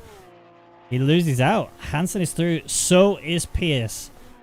Both of them are through. However, and this is the biggest however that we're going to have for a little while, Levchenko is on, I'm going to say this as I check it. Yep, he is. He is on dry tyres. And he's had his car repaired. He actually went for the repairs on his car. I think that's a mistake there. If he hadn't repaired the car, I mean, I don't know exactly how many seconds it was, but I imagine it was enough for him to not need to actually get the car repaired. Interesting.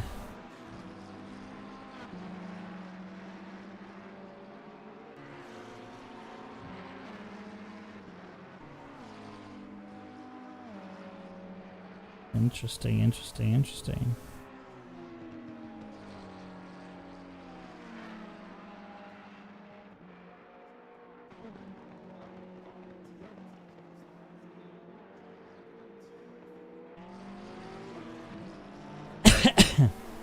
Excuse me. Where is Levchenko gonna attack? I mean, he's already losing time, isn't he? Repair cars and bonks wall at cutting on the outlet. He's not going to damage him, is he? Maybe a little bit. I mean, his back right looks like it's took a bit of a wallop. Let's go on cockpit cam. Let's just see. He's not even gaining on them. Should be. I mean, he's on an outlap. He's obviously got to wait for his tyres to properly kick in before he can actually start being aggressive with them. But Nathan Pierce is feeling a little bit feisty. He sees a P2 on the cards. Can you imagine Hansen getting a P2 in his first race of the season? That'd be... Oh, that'd do it. That would do it.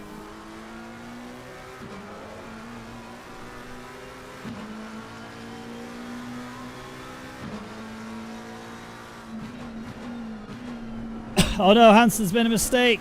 No, it's gone wide, it's gone deep. This is drag race now, surely. The Porsche is going to lose this one almost every single time. He's in the toe of him. This is bad news bears for Hansen. I can't take the blame for this one. Surely not.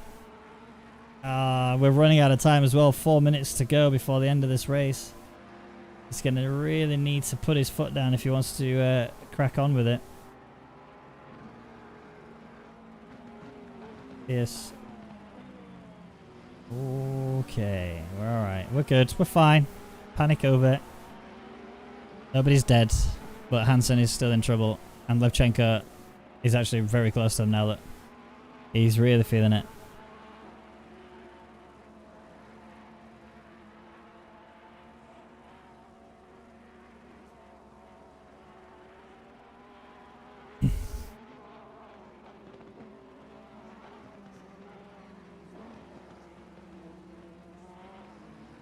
Excuse me, I'm struggling here. I'm not going to lie to you. My voice is so sore. Hansen with the Fifi in his mirrors. I think realistically P2's gone now. He's not getting P2 back.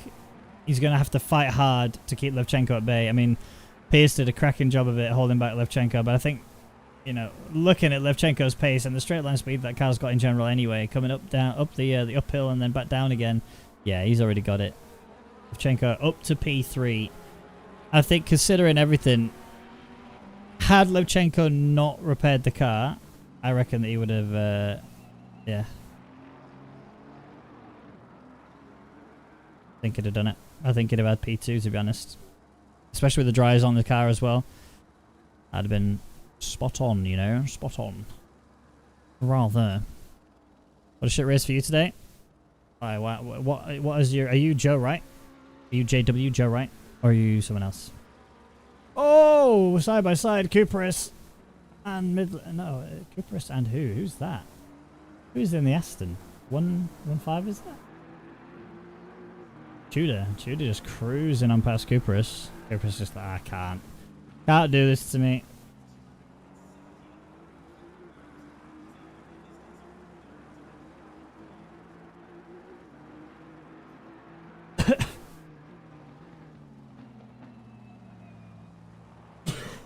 God, I'm dying here. Yeah, it's you. Yeah, I saw unfortunately a little spin that you had at the. Oh, I forgot the name of it now. Like a little drop that happens. I can't remember the name. Leader on the final lap. There he is. You can see just behind Mullard.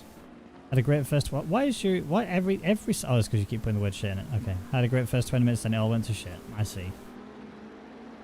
Yeah, but I mean, you drove like a champ.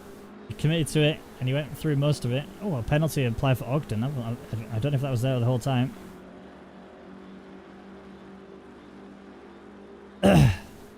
Go on through Reese. There you go. Easy slaps. Mullard gonna save himself a nice little lap. I prefer. Yes. Telemetry told me that he was about to be attacked by someone, but he isn't. I'll tell you that. Oh, that's a catch. Good job, Gasket. Losing it again. Here comes the pork. Don't have contact, boys. Keep it clean.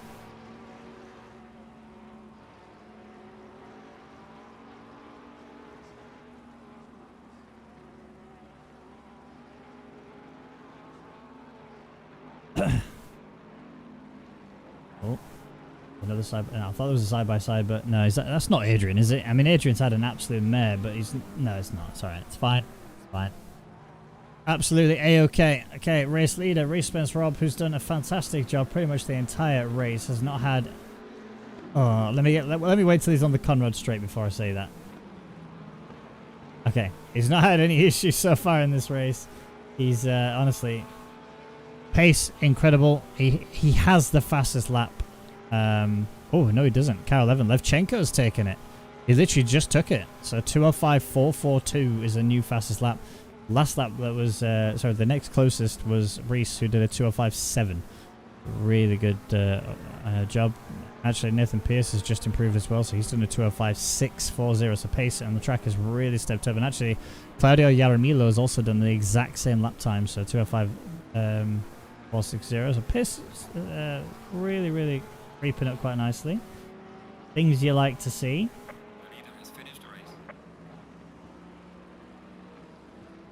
The race leader has done it all. P1 for him. Nathan Pierce just needs to get up and down the mountain. Levchenko's still in his mirrors, but not really in with a chance of fighting unless a mistake is made by Nathan. He's closed in rapidly, actually. I might have to take that back. I might have to eat my own words. He's really closed in quite a fair bit. Levchenko, no.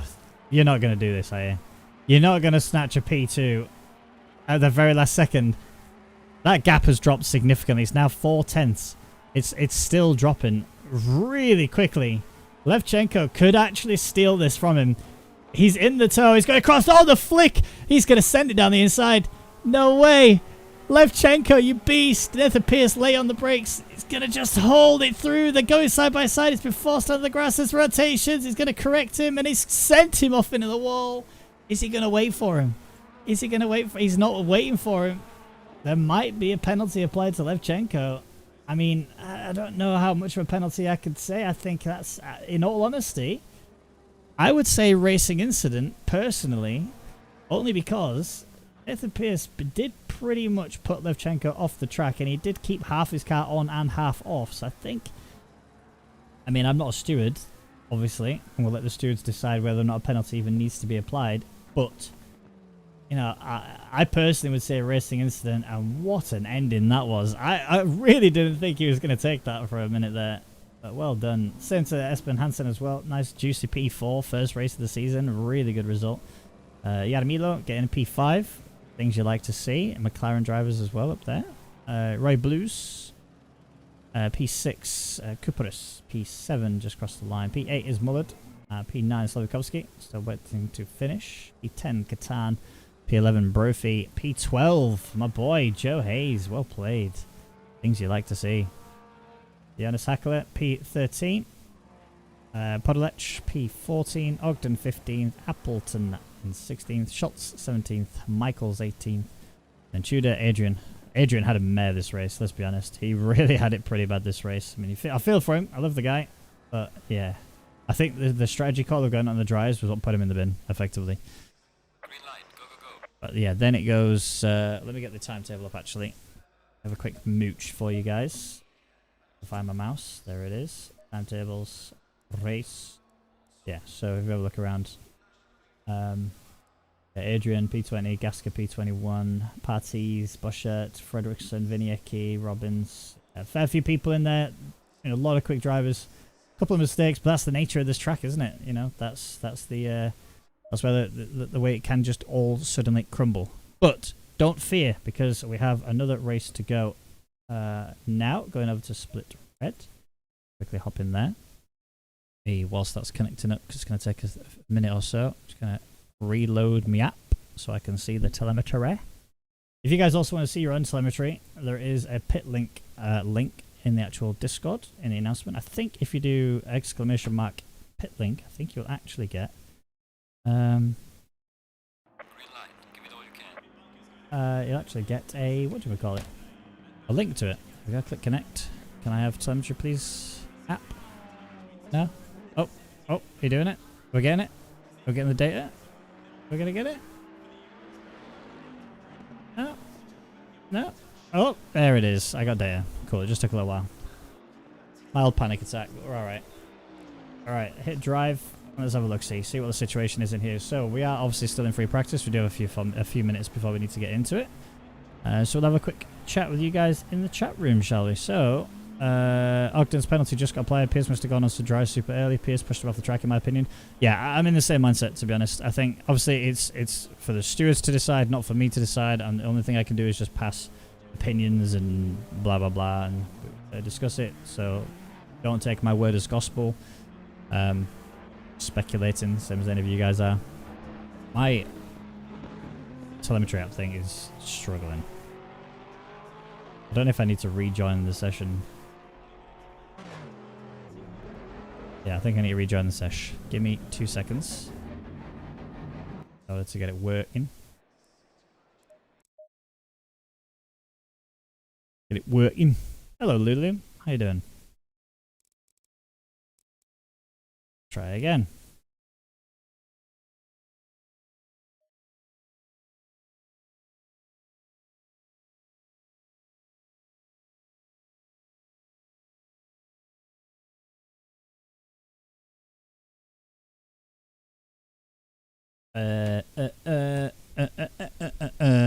Keith, brilliant commentary. I love this guy. Ah, you're a babe. Thank you, mate. I normally sound a lot better than this. I just obviously sound like crap right now because not right well, am I? Not right well. You know, the Yorkshire lad keeps on going. There we go. Everything's working now. Panic over.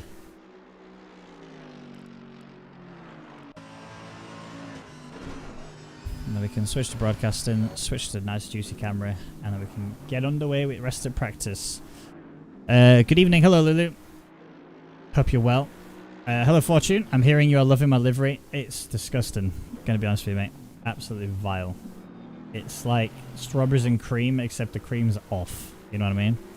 If you made the, whatever that brown color is, if you made it white, it would look clean, I reckon. But it is what it is. Looking forward to the mountain. I heard there was some rain in one of the AP splits. Yeah, there was also rain in this split we just had there as well. It started off very wet.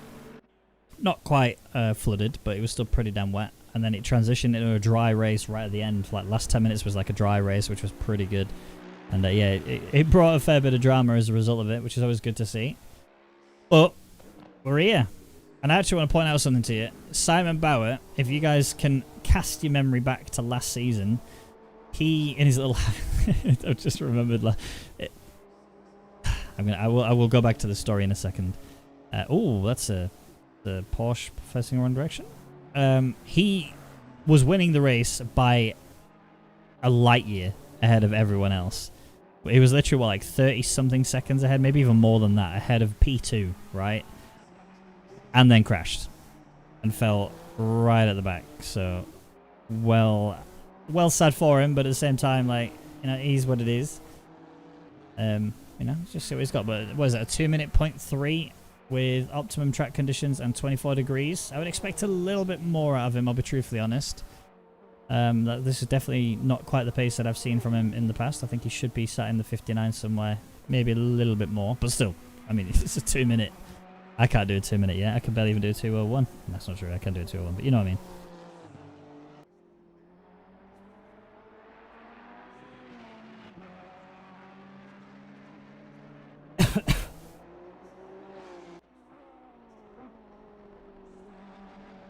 I'm just lubricating my throat, by the way. I should probably have added the extra bit at the end.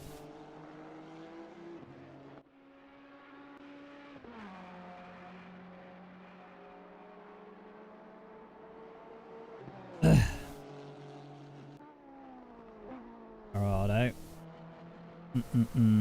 Nicholas Taylor was somebody who was very quick last week. He was P2 currently to a 1.4.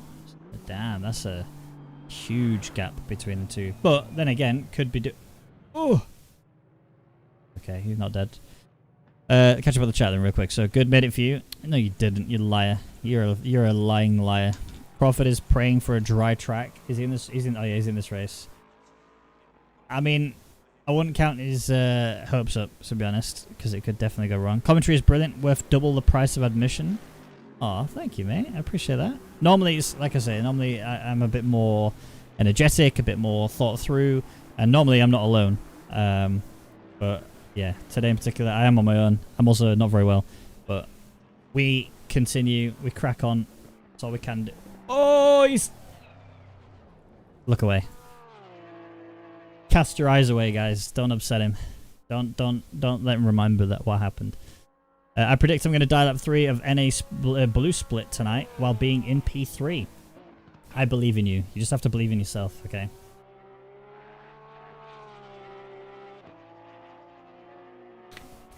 Man, I've got a whole 2 liters of Iron Brew. Try and help my my throat, then keep lubricating. I'm trying, man.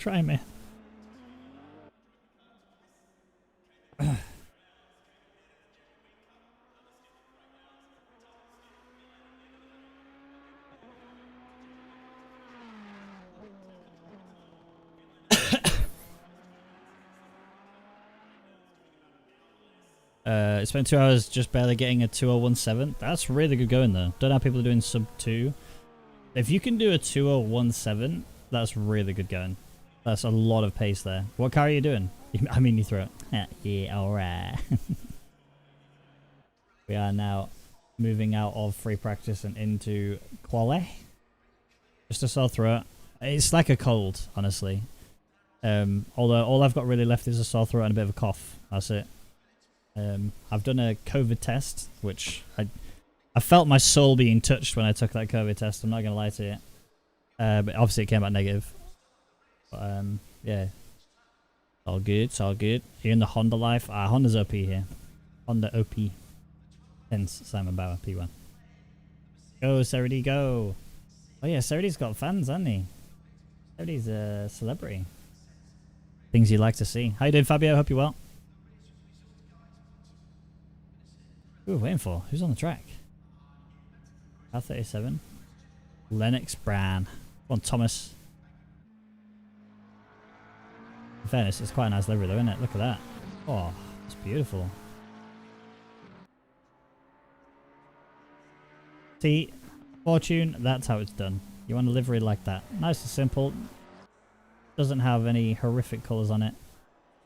Things you like to see. Green light. Go, go, go.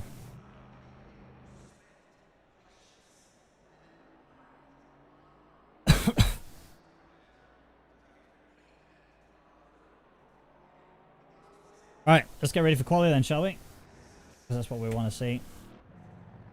Who are you guys saying is going to be on pole? If it stays dry, Simon will kill it. He's got 59 pace in the Honda. Absolutely. I completely agree. He's my number one driver for sure for quali. I mean, I don't want to take anything away from the others because there was a few people in there that we have seen chuck in some phenomenal lap times. But Simon, I mean, the Honda is just insane on this track anyway. So I think that, you know, that's going to be the main one for me. I think the other thing is Simon is very, very, very quick. I just need him to actually keep it clean is what I need to do. I mean, I need him to just make sure that he looks after himself in the race and doesn't fall himself into any sort of trap where car can send him into a wall, but we shall see. But welcome, Dr. Watson. It's good to see you. Bauer and Taylor. Taylor. Oh, Nicholas. Yeah, I remember now. Nicholas was the one who was saying that was like crazy quick, wasn't he? Last week in particular, he really did well. I can't remember if he won though. I think he won, if I remember correctly. I remember he's not very good anyway, so feel free to correct me, chat. And also, Liam Bandy asked me to check out his livery, so let's have a look at that, shall we? The McLaren that we've got on screen here. It's... Oh, you know what? You know what? What? I do think it is quite nice. It's a very dark livery, which is interesting for me to say that because I have literally a black matte car for my livery. I think it's more the fact that the secondary colour is darker than the primary colour, and that makes it even harder to see it. It's still beautiful though, don't get me wrong. Oh, he is flying. Look at him go. Things we like to see. Raggy, I can recommend some throat medicine that massively helps you if you want. Sister used to be a pharmacist and they all swore by it. Oh, yeah, absolutely. I'd love that. Thank you, Lulu. I mean, my girlfriend's been hooking me up with like all sorts of different medications. She's giving me some strepsils as well, which I've been taking a few of them every now and then. I was gonna have one for commentary, but I thought the last thing you guys want to hear is me. I mean, I don't make any noise when I like suck on the sweets and stuff, but I don't know. It's gonna be awkward, and like you can tell I'm eating something. Do you know what I mean? So I decided I was gonna be a nice commentator and not chomp down on the strepsil. It is what it is. Good evening, Stephen. How you doing, buddy? Good to see you, man. I'll DM it on Discord. Yeah. Do that, please, Lulu. Yeah, this is like the worst track for the Aston Martin. I'm a second off of Audi pace with it. Going to get murdered in NA Blue tonight if it doesn't rain. I don't think you will. I mean, the Aston is not the greatest car here. I'm not going to disagree on that. Obviously, Audi is pretty pog as well. But I would say the McLaren is worse than the Aston here, in my opinion. The fact that there's a lot of top speeds here, and the Aston should just be so much better. In my opinion. Mint tea with honey. I don't have any mint tea or honey actually. Oh, I might have honey. I have some honey in her. I get a nice. I might just put a nice English breakfast tea, Yorkshire tea, with a bit of honey. That sounds good. Right before bed. Get you right back in the saddle. For your information, the Aston is like the most stable in the rain. Yeah, seen. Anyone stream dropping every time as well? Like the error message and you need to refresh one? On my end, I've not dropped any frames, so I'd be very surprised if that was the case. But who knows? I reckon it's just a you thing there. Alright, where's Simon Bauer? Let's have a look. Is he getting pole? He's already coming up to the line. It's going to be the fastest lap time. Yep, guaranteed. So 2:09. He's a full second ahead of what his current P2, which is Serity, 2:19. But obviously we've only had a few people put times on the board, so don't get yourself all excited yet. Luke Francis, another fan favourite, in his beautiful Ferrari. Had a bit of a weird week last week. Was looking pretty pacey. Did have a couple of issues, but still a very quick driver nonetheless. And he's done a 2:02.0 to put himself currently at P3. So a good lap time from him. Max Trainer. If I remember correctly, again, you guys are going to have to correct me if where I'm wrong here, but he did really well in last week's races. There's always things you like to see. Hello, Ike Guy. How you doing? Good to see you. So you reckon Bauer's going to get a 59.8 and Nico's going to get a 2:02 if clean laps. Alright, okay. I will say, I think Nico's going to have the lap of his life, but it's still going to be Bauer by a smidgen. 59's from Honda, maybe? Well, I'm not saying that it's impossible, but I think we might even see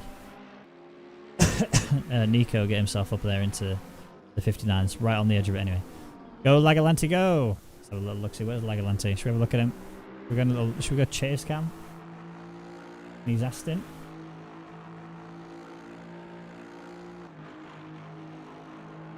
I do like the sound of the Aston, honestly.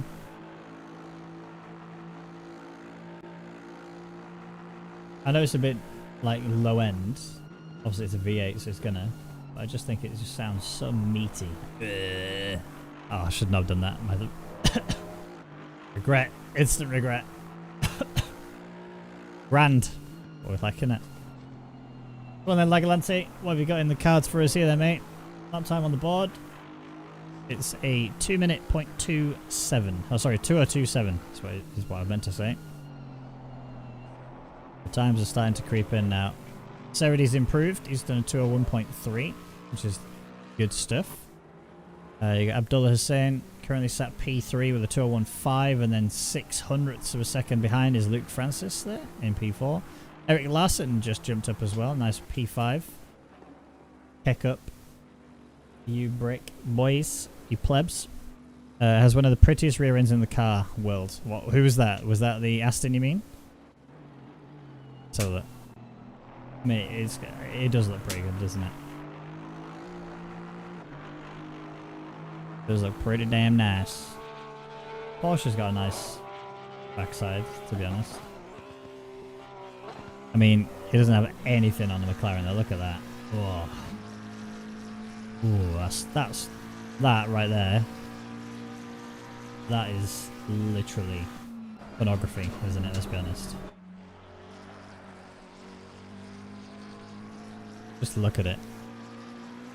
Damn, boy, he's thick. Anyway, enough checking out car rear ends. Let me find my mouse first. There we go. Bauer with a 2-minute flat. Yep, 2:0.93. So he's not yet in the 59s, but he's realistically he's not far away. He's got one more lap after this one. He's currently matching Delta. Bit of smoke kicked up there from car ahead.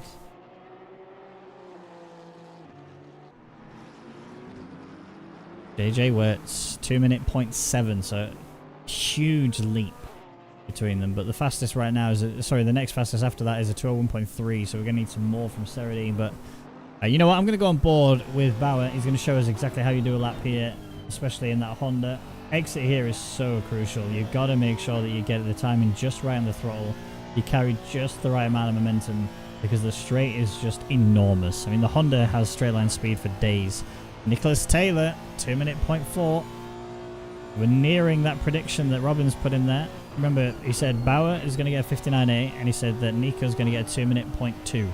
There's only a couple of tenths away from that happening, and we're only a couple of tenths away from this happening, so we'll see. Bauer is not yet improving, still matching personal best. JJ Wirtz, though, half a second faster, and he's just lost it. Never mind. That's on me. On me. Nicholas Taylor is a 10th up. Bauer is not. Oh, Taylor's 2 tenths up. The dream is happening. Prepare yourself, Robbins. It's coming. The dream is real. We just need Bauer to get the 2 tenths as well, and then you're some sort of god. I'd be buying a lottery ticket if I was you. Well, it's just he had a 10th and he lost it again.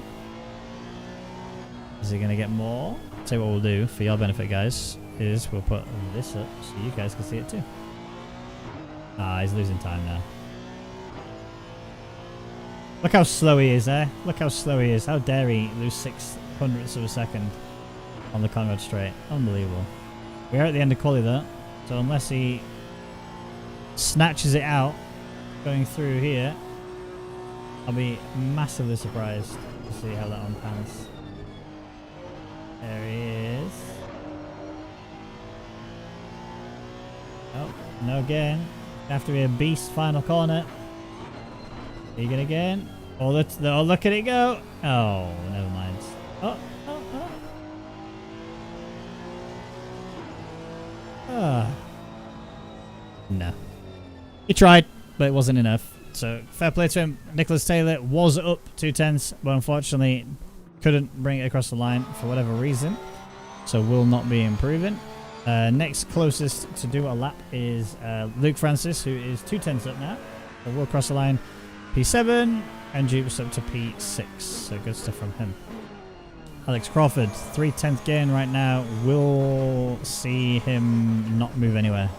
Well, it might just, or he might actually jump up to P10 if he can keep us together. In fact, if he's gaining the way he's gaining right now, he might gain even more than that, because this is looking pretty good for him. Where's Adam Silver? He's the next one across the line. He's a whole second faster.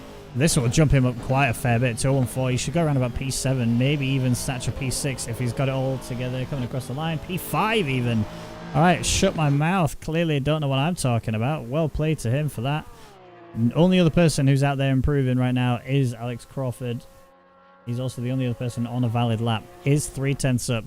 Again, this will jump him up at least 1-2 places as it sits. Should put him P11 if he can maintain the delta. He has lost the delta. He's at only 1/10 now. So that might put him... Oh, he's now dead even with his PB. So unless he can pull a couple of tenths here, he might just move 1 place up to P12. And he doesn't. So P13 is where he stays. Good attempt from him to achieve that. But that is him done and done. So Simon Bauer does secure your pole position, which was a 2-minute 0.09. Yep. Now, it's looking like a dry race. It's looking pretty good for a dry race. Optimum track conditions, 29 degrees on the track temp. These guys will now just be quickly tweaking their tyre temps, the tyre pressure should I say, to match the temperature of the track. And also doing the same thing for the pit strategy. They may need to do that on the fly, but realistically, the track probably won't change too much, which is good, unless for some crazy reason there's going to be some sudden downpour. I've seen it in F1. I've not seen it yet in ACC, so we'll see. Go Lagalante, go! Where did Lagalante qualify? P14. There you go, P14. And on a track like this, it's more about that consistency. It's more about making sure that you don't have, you don't get involved in any incidents at all. Whether it's your own incidents or ones that you've just seen happen in front of you. If you can avoid all of those, you're actually feeling pretty good. And you're going to gain a fair few places. I reckon a top 10 could be even on the cards for Lagalante, providing that, again, keep yourself out of trouble. But again, it's coming down to the 2 people, maybe even the top 3 people with JJ Wirtz. Simon Bauer's looking crazy quick, but again, last season he was looking crazy quick last time. He looked like he was going to be untouchable. No one could get near him. He was like 30 odd seconds up the road. No one was literally around him. And then death. That was it. Hit a wall. Certainly found himself in a lot of pain. And if I remember correctly, he actually finished like P8 or something so like that because of it. So yeah, it's definitely a problem. No 59, still amazing times. Yeah, really good. Honda's rear is underrated, and yes, I'm biased. Well, we've got a minute. Let's have a quick look. Let's see how wrong you are. Oh, look at this Honda. Alright. I mean, the diffuser's pretty juicy. The rear wing's pretty nice. Alright. Oh, the brake light is nice. I will say that. Side. Yeah, it's alright. It's alright. Tell me that this Honda doesn't look like it's got like a little cheeky smile on its face. With that light being there. Tell me that doesn't look like it's got like a little cheeky grin. Kind of like, let me show you. Look at this. Tell me it's not the same face. Tell me it's not the same face. You know what I mean? The same face, right?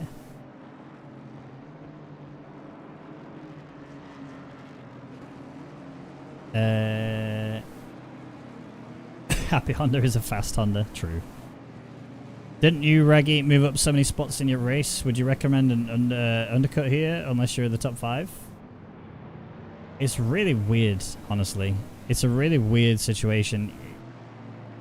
I basically went with the aim of going to around about sort of 37 minutes-ish into the race. But I basically waited until my tire pressure started to drop quite significantly.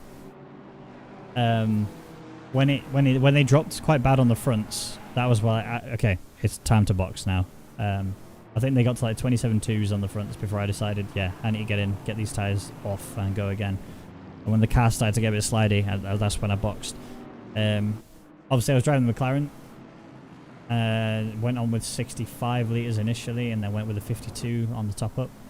And I still had way more than I should have done on the fuel, so just bear that in mind. But in terms of like what would I recommend, honestly, it's priority is obviously not dying. I started P21 because I only had one lap to do my qualifying, because I didn't realise that there was a daylight savings time change in Aussie land. So last week the race was at normal time, and then this week it was an hour earlier, and I had no idea. On me, of course. And then, yeah, I managed to get myself a P10 in the end. But again, it was just keep myself out of trouble.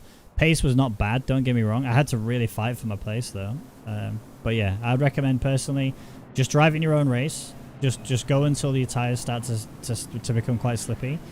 Or the pressure drops quite significantly. When you get to that point, that's the point then when you want to box and go in there. No, it doesn't matter what's going on around you. This race is just all about survival, in my opinion. Right, Helicamp. Second race, the final race of the evening for the European Series. Obviously, there is the NA later on, so make sure you go and check that out. I know it's going to be a juicy one. So, a pole sitter was Bauer, with Nico Taylor next to him, and then JJ Wirtz in that black and yellow Porsche just behind him, with Abdul Hussein right behind them there in the Fifi. This track takes a lot of concentration to not die. It really does. A lot of people tend to up the rake too high, and they end up finding themselves losing control when they have to go like quite flat through a lot of the upper, the top of the mountain. That's where you're gonna have nightmares.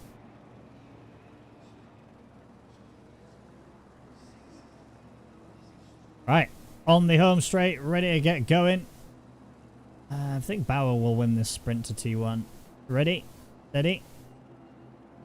Go! Aston's heavily out of position. I don't know how he's so far ahead. I'm not getting a drive through. The Porsche is going to look for the inside as well. Can't get it. We'll stay okay down the back. Couple of contact there. That was... Oh, it's not going well. Oh, very good reactions there from the Porsche. I believe that's Crawford, who's now apparently got rid of his stink eye. Everything good. Looking further down the field. We've got a bit of drag racing going on here. This is this Prince? Yeah, it is Prince and the Bentley of Lizelle on the outside. Go on, Prince. Go on, Prince. Stick it. Stick it. Oh, he's not got it. Good drive there from the Bentley to hold that inside line. I mean, it's really hard to go around the outside in general through there. I'm going to give the telemetry a minute before I change cars because it's a little bit messy right now.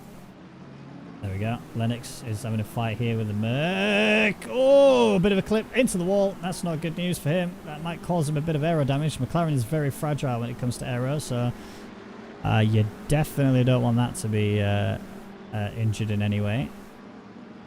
Oh, that was a big ping there from Lee Thorpe. He's struggling with this car right now, it looks like. I mean, the tyres are definitely not up to grip. I actually want to go back up to Prince, who looks like he's had issues as well with Lizelle. Matt Lizelle. Oh, keep it together. Oh, my word. Very nearly found himself pointing in the wrong direction and buried into a wall. Staying committed, though. Prince almost gives him the kiss of death. Lennox trying to go around the outside of a Porsche himself. And now Lizelle, who's gone from being on the defensive to on the attack on Max Trainer, who in that Ferrari. Going to have an awkward run through here because you're going to want to turn in as early as you possibly can, but you can't turn across for the apex, especially when you got a big massive boat holding you out. And yeah, well done there to Lizelle to take that position. Very well exited. I mean, oh, we've got somebody off. Is that Alex? It is. Alex is off. He's in the grass. I think that was a self. I think he lost it on his own. Look away. Poor guy. He's already injured enough. Let's not kick him whilst he's down. Who have we lost? Topham is dropping. I think Topham lost a fair few positions in that third sector. It looks like he's lost a couple of seconds were lost there, so he's definitely dropped. There's a big gap. Can you see the gap on the map between the front train and now the rear train, which is around about here, Legalante. It is the Aston, you can see, chasing down the Bentley of Holzer. Holzer, my boy. Into this beautiful camera view, shall we?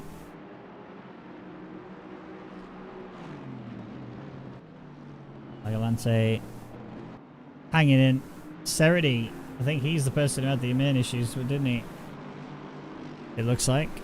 Adam Silver up there in P4 in the Aston. Looks like it's quite an Aston fest here in the split. Although there are a fair few Bentleys as well. I've seen 4 Bentleys, 4 Porsches, 3 McLarens, 4 Astons, a Honda, BMW, and a partridge in a pear tree.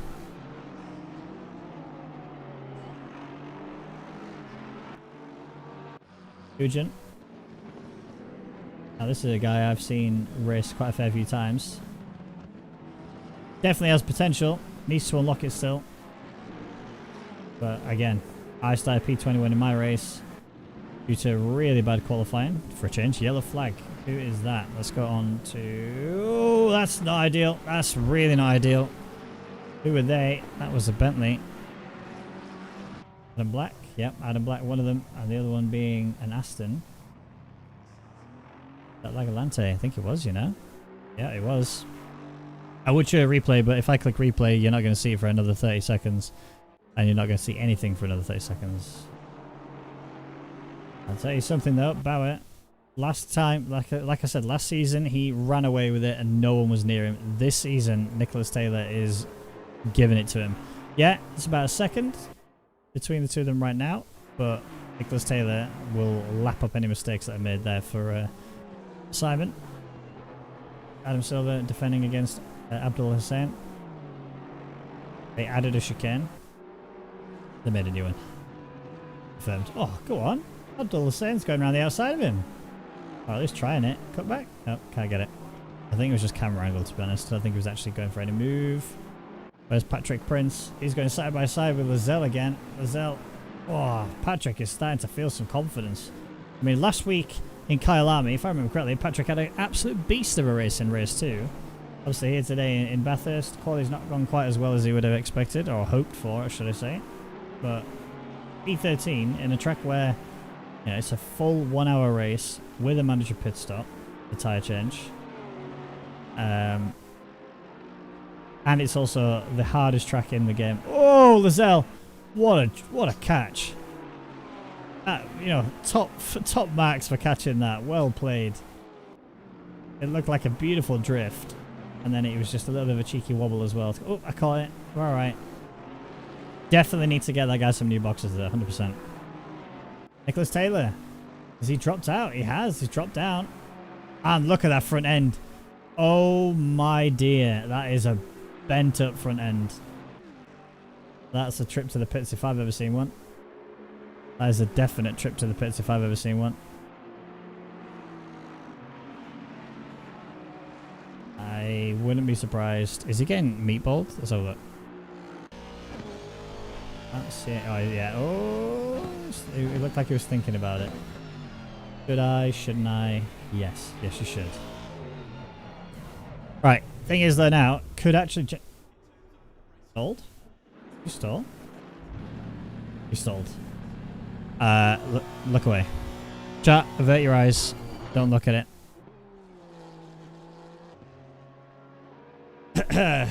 That's an F if I've ever seen one. Pay your respects in the chat, people. Pay your respects.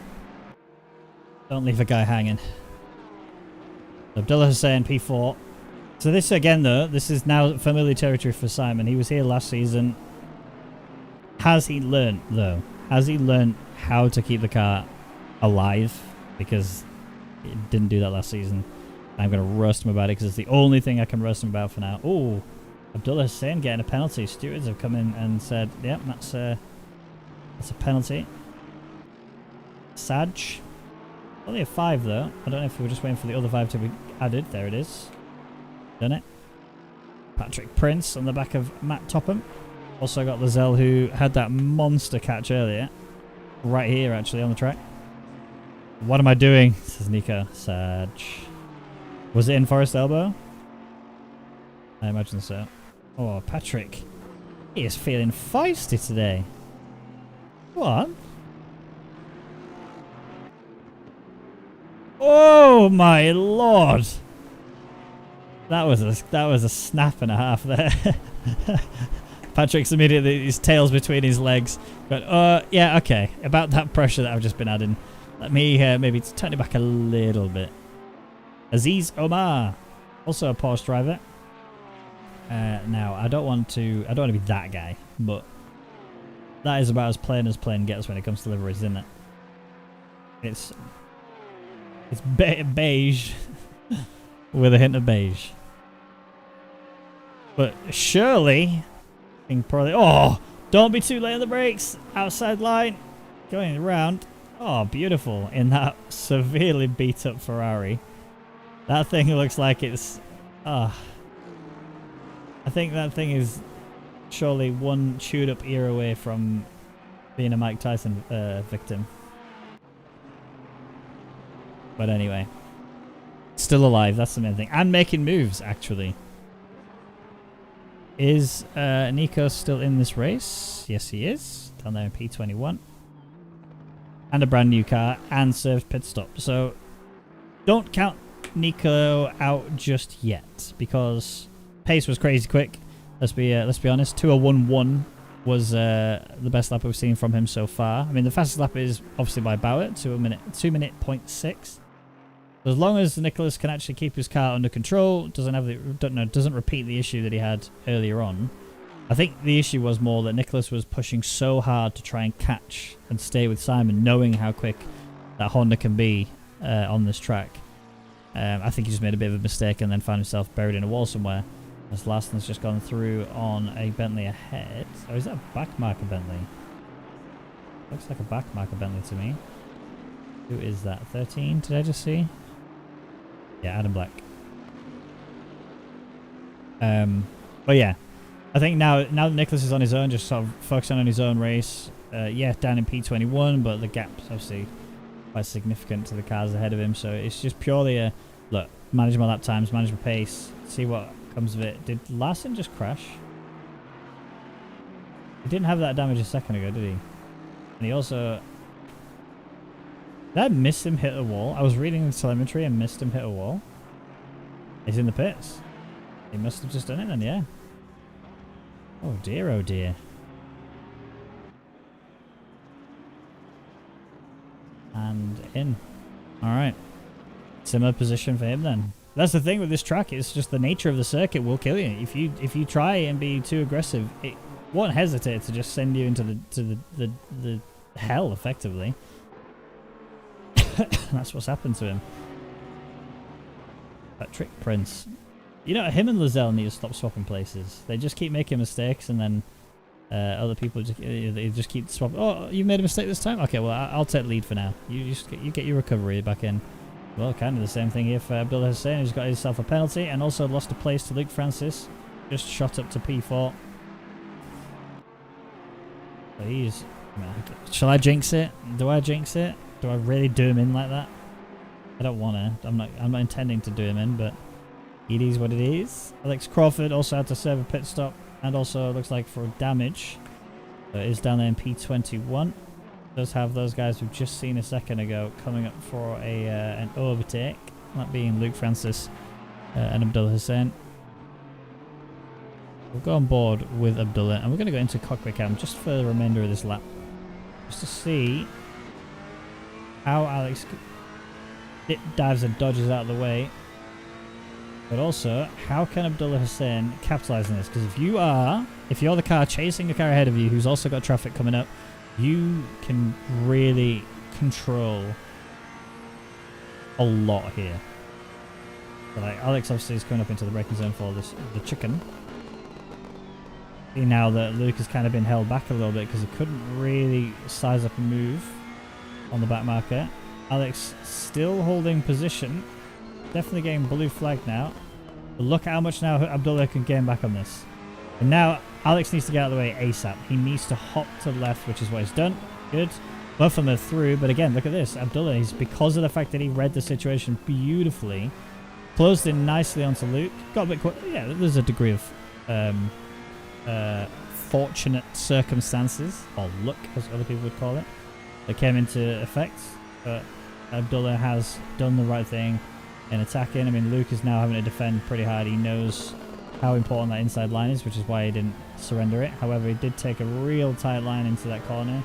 Abdullah also didn't take it the right way either, so Abdullah could have gained, to be honest, there, but didn't. They have a wobble there from Luke, not feeling too confident going into that hairpin. This will be a great sign for Abdullah, except he just bottled it. So this whole run up the hill now is all affected. He's losing time. Even at this point here, where he's going to have a little cheeky lift, he's still losing time to Luke. And you come to Skylight. It's so close to that wall on the left. Dangerously close. We fine through here though. Bit of a drop. Dipper, I think they call it. Into Forest Elbow.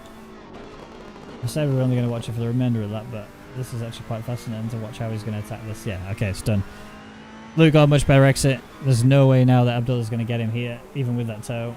It is just not happening. So Luke is at least safe for the remainder of this lap. Whereas Matt Topham has Matt Lizelle hunting him down. Patrick Prince looks like he's had a bit of a mare and fallen down the order a little bit. He's gone down to P12. I'm going to check his car in a second, see if he's got any damage. In fact, let's quickly do that now. Here he comes. Front end, a little bit scuffed. Side looks okay. Shouldn't be a problem then. I think Topham will be faster here on this straight. That straight line speed for the Aston is OP. Commentator Sniper takes aim again. Bam! Honda power. Yep, P1. Is that the only Honda in this series? Or this split, should I say? Yep, it is. Oh, Lizelle. Alright, Lizelle, I would probably say you've got the best hands for Wait, what? Topham just moved over. He's got a penalty as well to his name. Why did he move over? He just moved over and let him through. Interesting. Penalty's coming in there. So 10 second there for Abdullah Hussein. I believe that says 15 for Shirley, but I don't have my my screen big enough for me to be able to read it. And a 5 for Topham. So whatever it was. Oh, unless the stewards have just not yet given him the other 5 yet. Not looking too bad. Not looking too bad. 5 seconds. Conserve that in the pit stop. Easy slaps. Max Trainer. A Ferrari on Ferrari battle. Hey, none of that. 30 seconds for Shirley. Oof. Thank you for the spot. Yeah, I'm using the stream preview to be able to watch the commentary. Do the commentary, should I say. So all of the data on the left is really hard for me to see. And the race broadcast thing I've got doesn't give me the penalty situation. Looked like you missed braking for the chase and was rejoining. Oh, I see. That would make sense. That's a good shot. I need all the help I can get for what you race. You'll be fine. You'll be fine. Don't worry. Don't panic. As that song goes, don't worry, be happy now. Don't worry. Shirley, even with the 30-second penalty, is still giving it the full beans, and that's the mentality you want to see in these sorts of races. Damage as well in the front of that Ferrari. Max will be looking in the rear view going, ooh, that looks a bit broken, that does. Oh, they've also got a 30-second penalty. Whatever it was for something pretty severe. So I guarantee you Max will be constantly staring at that radar, making sure that if it starts glowing red at any point in time, that you just let them send it down the inside and let it happen, otherwise you're dead. I need to lubricate. 1 second. Audi Ting's coming for Blaine. Where is Blaine? I don't see the Audi. I also don't see Blaine. Am I blind?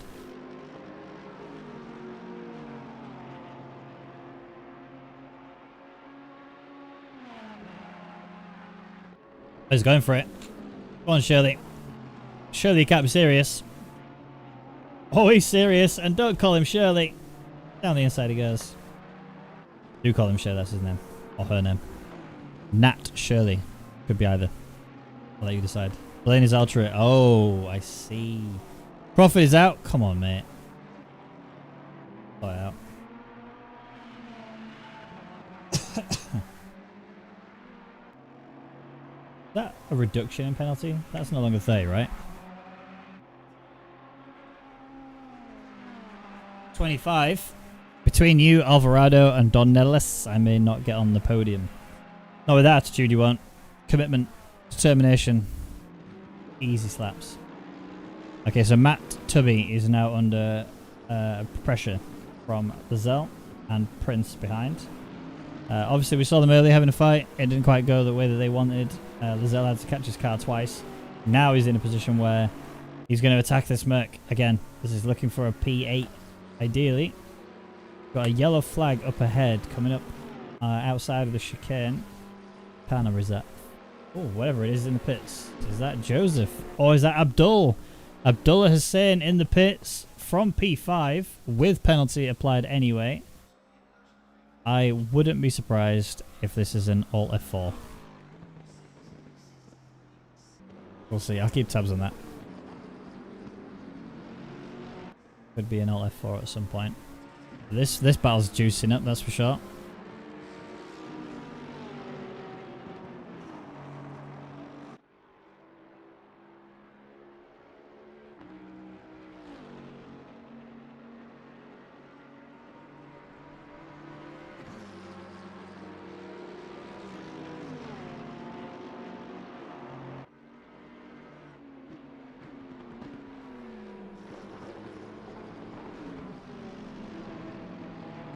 Tubby has a sad bonnet. Yeah, it's a big F. Shirley's penalty was for an incident with Crawford, I believe. Oh, rip. Ooh. That Merc is having some issues. It's those green wheels car didn't want to go on. His heart will go on there. As one Celine Dion once said. Near, far, and wherever you are. Come on, Prince. You know what? I've watched Prince for the entirety of rookie season last season. And to see the difference in the person who started doing the rookie series to the person who's now doing the sprint series, the performance is literally like two completely different people. Really improve his consistency, really improve his absolute, his pace overall. Still room for improvement. No doubt about that. And I'm sure that he wouldn't mind me saying that either. But fair play to him. This is fantastic to see. I want to see more of this, and maybe that little bit more as well, where you can get that a bit more. Oh, go on, Lizelle. He's going for it on Tubby. Side by side, this can only go wrong, but it's gone well. Is that going to be a defense from Tubby? A bit tight there. Prince might get in this as well. A very good run from the Porsche to be able to do it, but the back end's a bit steppy. That is a rake issue. I guarantee you that is because he's got the rear ride height set way too... Oh, he's coming in. All right. Into the pits for Prince. Nice pit entry. Good. Very well practiced. So good stuff from Prince to achieve. Okay, so we'll keep an eye on him now then, and we'll see whether or not he can capitalize on that later. We are about that point where I was saying once your tire pressures start to drop and you on your fronts, that's probably the best time to box. I think we're about that point as well, especially the fact that he's had some issues. So, you know, really good stuff to see that he's in P9, and realistically, if he was feeling faster than the cars ahead of him that he was chasing, so I'm talking Lizelle, I'm obviously talking Tubby as well, boxing now is perfect. It's literally the best chance for him. Prince has come along really well. Yes, definitely has. I had to retire from the race, was not a happy bunny, but we'll leave it there. Well, a good head on your shoulders there, Alex. It is unfortunate. I didn't see what happened, unfortunately. But yeah, dudes will do their thing, I'm sure, if they haven't already. Although, from the sounds of it, looks like they already have. Yeah, sometimes we have these races, especially on a track like this. But yeah, good mentality. PMA, mate. PMA. PMA.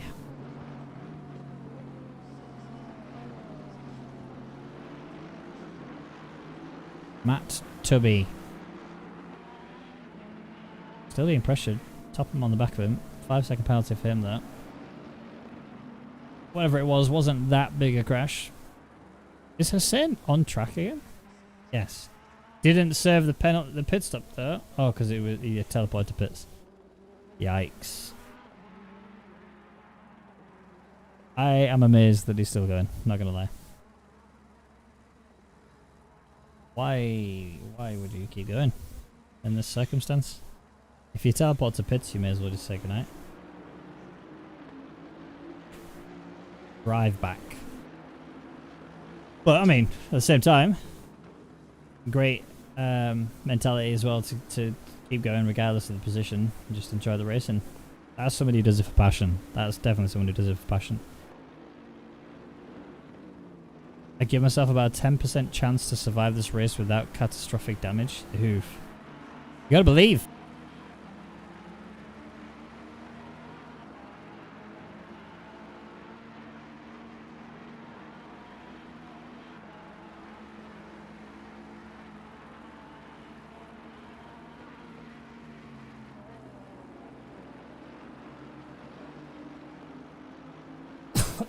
I'm dying.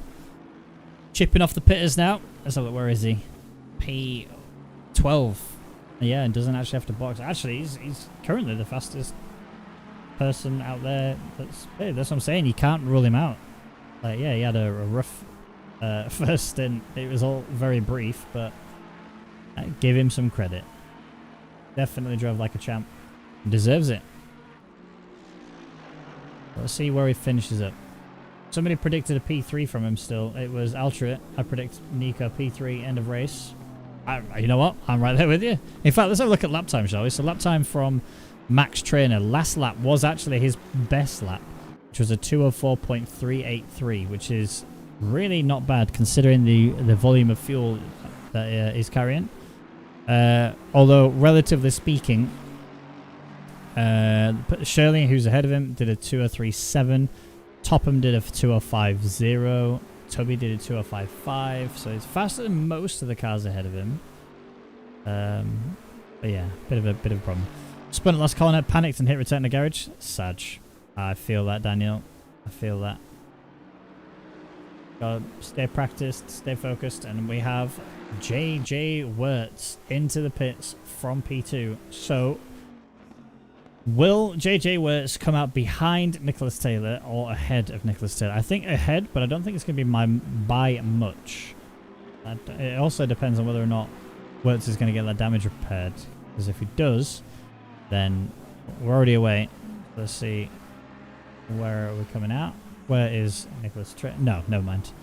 Right, yeah. Words is going to be miles ahead. I severely miscalculated that one. But this is great stuff for Wirtz though. If he's able to do, you know, box, come out and get himself right back in there again, this is really good going. So all good things. All good things. So we gain the pits. It depends how bad that damage is, really. I mean, it doesn't look like it's affecting him. If he's doing, I mean, he did 206.2, so I guess it is affecting him.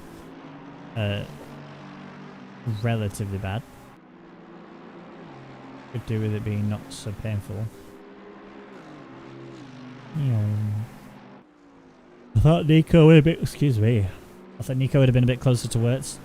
Well, yeah, I would have thought, but at the same time, it did have quite a lot of damage. That car was pretty beat up.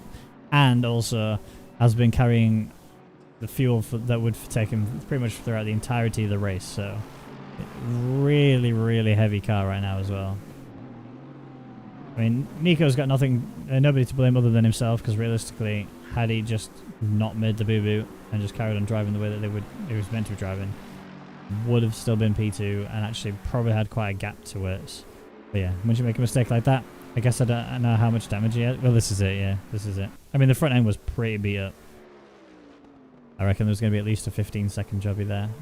I mean, even Shirley's car there that you can see, when it zooms back. I mean, look at the front end there. That's going to be, what, 12-second maybe, I reckon? Maybe a bit less than that. It's probably not that extreme. But either way, Shirley's still feeling pretty pacey despite all the penalties. And Tubby in the pits. There you go. It's almost like they're watching the chat, Kenneth. Or listening to the stream. Together. Tubby, if you can hear us, give us a sign. Give us a sign. 23-second of damage. And oh yeah, that was the other thing. Yeah, turn the car off. I mean, nobody saw it, right? But turn the car off going into the pits. That's, yeah, an F.5 there. If Nicholas asks chat, we didn't see anything. Okay. This comes back on me. I will hunt you all down. Nobody saw what? Exactly. Exactly. Right, Tubby in. Where is Nicholas going to come out? I'm actually going to keep tabs on him. So coming through home straight right now. Where is Tubby? Tubby's still in the pits. Alright, so freebie for Nicholas. Also probably getting the damage repaired there, in fairness. I want to see if that... Oh. And the car is still filthy. And the bonnet is still up. Alright, no damage repair for Matt Tubby then. Just deciding that, you know what? I'll just take the less laps. I personally would have got it repaired. Depending on, I mean, I don't know Tubby's lap times currently. But let's put it this way. Let's say losing 1 second per lap, right, because of this damage. Say it was, I don't know, 8 seconds of damage. As soon as you've done 8 laps, you've already made that time back. You know what I mean? P2 and 3 should box. They need to cover Nick when they can. The more clean air he gets will be dangerous. Track position is key here. Yeah, I'm with you. I don't disagree. My only thoughts are, I think Nicholas is much further back than we think. But, yeah, it's a bold call to try and keep track position.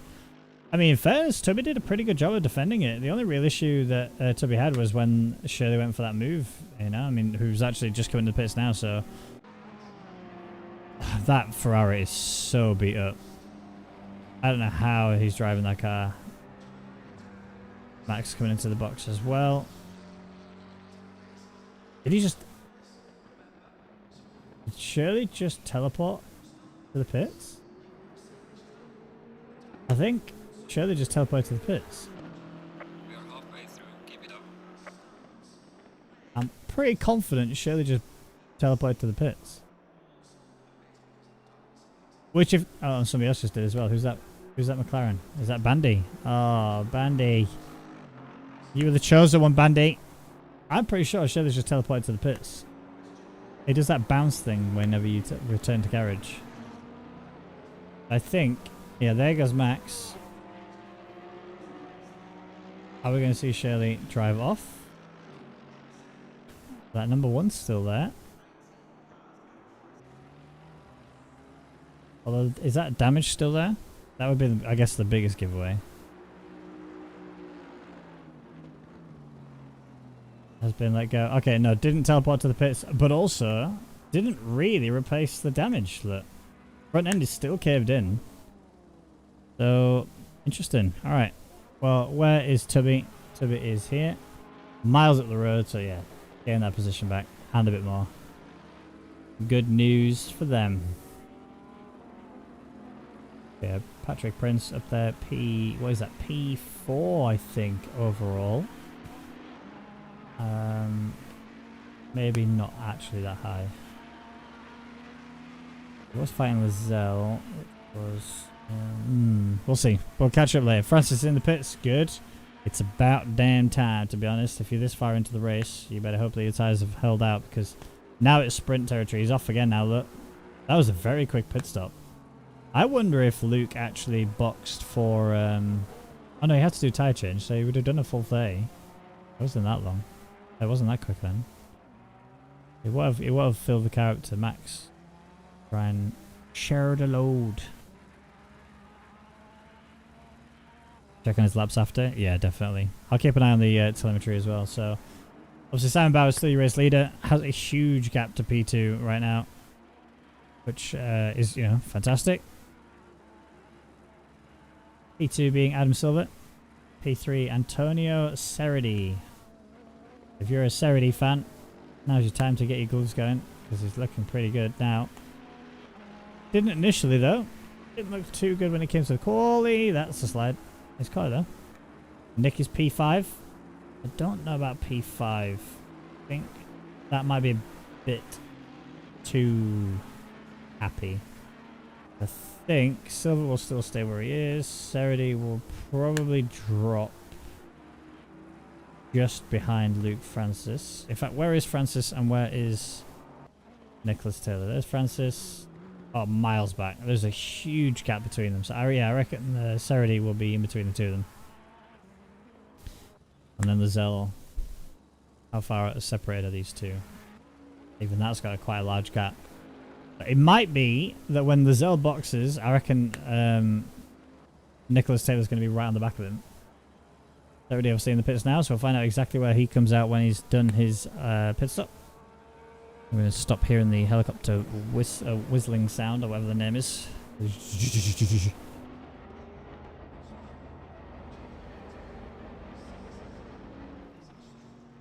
And stop. Cool. Good stuff there from Ceridi, it looks like. Straight up. Matt Lizelle in as well. Ah, oh, I didn't even know it.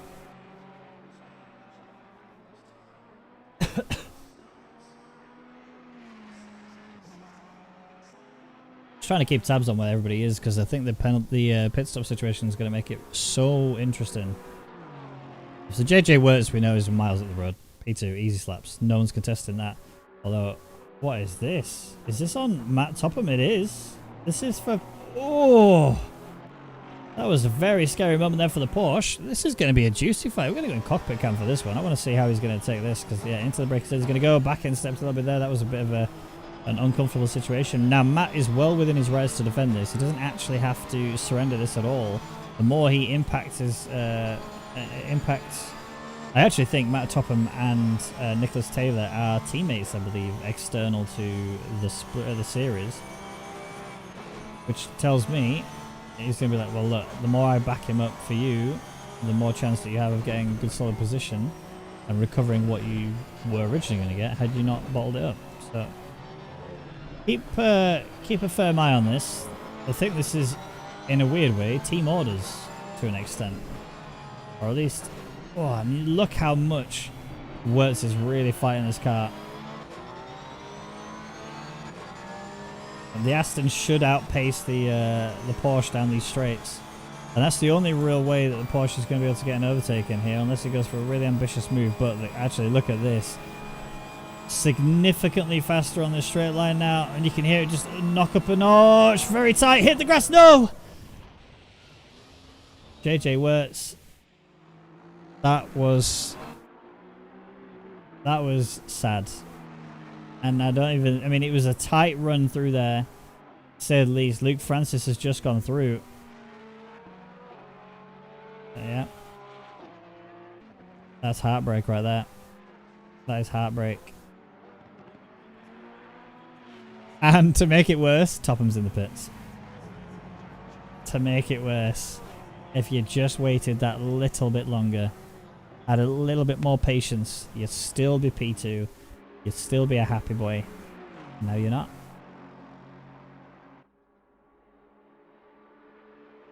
In just to reflect though, it's not what Topham did was fine, right? As in defending for position, holding him back, effectively like I'm only assuming that he was doing it to try and help out his friend, teammate, accomplice. And I know for sure that almost all of us here would do the exact same thing given the scenario. It's just the fact that, you know, it all comes down to the execution of it, right? Realistically, Wirtz needed to handle that situation better, in my opinion. Or the stewards might be able to provide a different insight to it. But regardless, whether it was team orders or whether it was just looking out for himself or maybe just wanting to have a battle because it was a bit boring, then it don't matter. Either way, it's all fine. It's all racing. It's the whole point to what we do, right? Enjoy it. Just be glad we've seen this stuff happening on track. I personally like it. I think it's good. Positive. Abdullah Hussein still needs to serve the pit stop. F. Safety car still needs to serve the pit stop. And the safety car didn't get a stop go this time. That's a cause for celebration right there. As you know, Reggie, that curb is... Oh, I know. I hit that curb. Oof. Yeah, I guess it just sucks for Wirtz. Well, the spin was on Wirtz. The spin was absolutely on Wirtz. If you touch that curb, you're dead. That's pretty much the end of story. I've had that happen to me. I hit that curb in the Audi. Became an instant Beyblade. You just can't touch it. You just can't touch that curb. And Wirtz should know that. Wirtz absolutely should know that. That's like Bathurst #1 top tip right there. Do not touch that curb. You know, once you do it, you're burnt. You just can't afford it. Is that a BMW with bonnet damage? This is the only BM in here, and it looks pretty beat up. So yeah, he almost had to do it as the more the Aston stayed out, the more time he loses. Yeah, sort of. I would agree that he wanted to get it done because he was losing more time, but he had a lot of time to play with. You know what I mean? He had a crazy amount of time to play with. I mean, not Simon Bauer's level time to play with, who's currently got 27 seconds to P2. But he did have a lot of time to play with. They didn't need to force that at all. Like, safety, consistency, you got to really focus on that kind of move and then making sure you keep it under control that way. So, yeah, patience would have definitely been the key. But, yeah, I highly doubt the stewards will even look into that. But yeah, I can see why he would be frustrated. But, you know, let's put the roles reverse. Let's imagine that you've got a friend or a teammate racing with you. Even if it was team orders, we don't know that it is. And looking at what we're seeing in the chat, it doesn't sound like it was. It sounds like it was just, I'll just fight him because I can. And I don't blame him. I would. 100%. Physically fighting for position.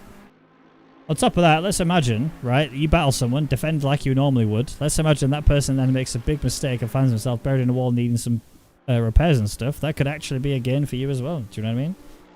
So, you can never, ever, ever just surrender. No team orders confirmed. There you go. Can confirm I did a Beyblade impression. Yeah. I think it's like your rite of passage, isn't it, for Bathurst? I had a 12-hour race here one time, and I did my stints. First stint, beautiful. Second stint, almost beautiful. Literally second. Oh, hang on. Lazelle's going for a move here, and Patrick Prince. Lazelle, oh, come on, do this to me now. Hell, he can. He's through. Patrick going to go for retaliation. A bit of a mistake they made from Lizelle. Just getting on that curb, but can't retaliate just yet though, so... They have swapped places so many times in this race, I really have no idea how this has happened, but this is good stuff. But yeah, good point here from Kenneth. Taylor's done a good job to get back into P6 after putting it in the wall early on. Well, yeah, not just that. Also stalled on the pit lane. Remember, entered the pit lane and stalled. So, phenomenal drive here from Nicholas Taylor. The recovery has just been fantastic. Almost hit the wall there, but we will gloss over that. There is a slow car coming up ahead of him, though. Who is this? Who are you?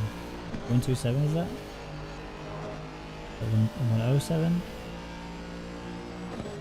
37. Lexus, Lennox Brown. And McLaren. Uh-oh. Uh-oh. Uh-oh. Oh, held it. Held it. Nah, we didn't. Nothing to worry about. Nothing to worry about. It's fine. Let's just look away before we cause him death.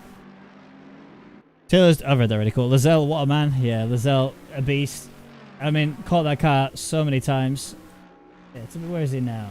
P8? Yeah, good drive. Really solid drive. And to take that move on Prince as well was even better. Prince does now obviously still have a chance to retaliate. It's definitely not over. Kurt Brown. Oh, 100%. Code Fudge, I think that was. Fudge Brownie.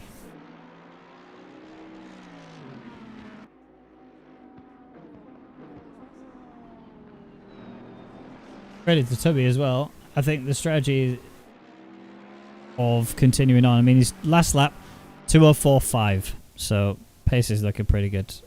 Yeah, that's what it. IRL, that's how close you get to thousands of dollars in insurance debt. Yeah, yeah, 100%. But no. We all good. We all good. We out here. Tubby and train it. TTs.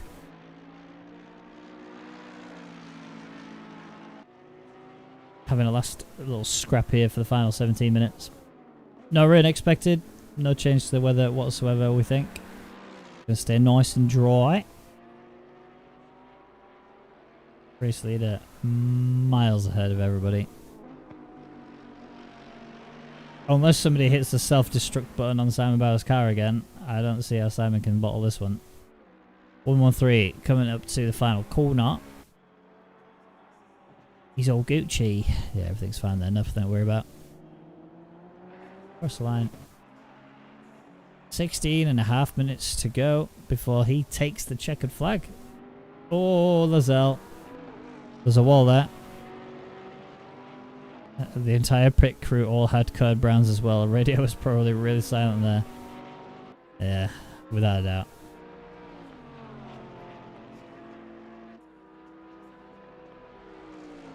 Yum.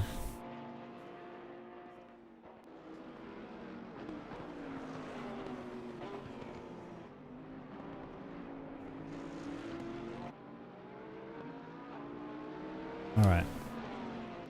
Matt Tubby and Trainer's still at it. Let's watch these for a little while, shall we? Let's see what Trainer's got up in his bag of tricks. The boat lid laughs at concrete walls. Ah, but a scratch. Well then, Max. Let's see the straight line speed. I think the Merc's got pretty insane straight line speed if I remember correctly. It's gonna come down to the exit speed and the toe. The Ferrari has better cornering. I actually don't think the Merc is that good here, if I remember correctly. Not on the mountain bit anyway. Could be wrong. I could be way wrong. I actually think the Merc is quite an underrated car, you know. I don't like driving it myself, but I think it's a really good performing car. Just a lot of people don't like driving it. I think that's why you don't see it so much. Such a brute, you know. Good to meet NA boys. Let's have a good one on the battlefield. Yeah, good luck in your races. Hopefully you guys nail it. I'm a believer.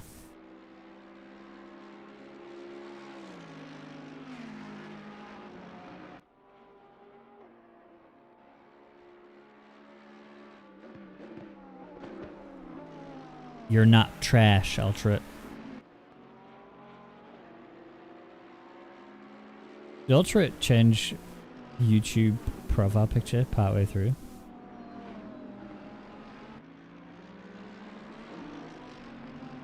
I don't see Max closing in, to be honest. I think Tubby's actually pulling away. Even with that damage, Tubby's pulling away. Last lap from Tubby, 2:04.8. Max Trainer, 2:05.0. So, I mean, they're not far away. They're not a million miles away. Larson is actually closing in quite rapidly. He's done 2:03.8 right now. And you could just hear him just creeping in there in the bottom of your shot. So give it a little bit of time. Luke Francis, though. Oh, Averts is coming back. Wirtz is retaliating. Here he comes. This is for P3, remember.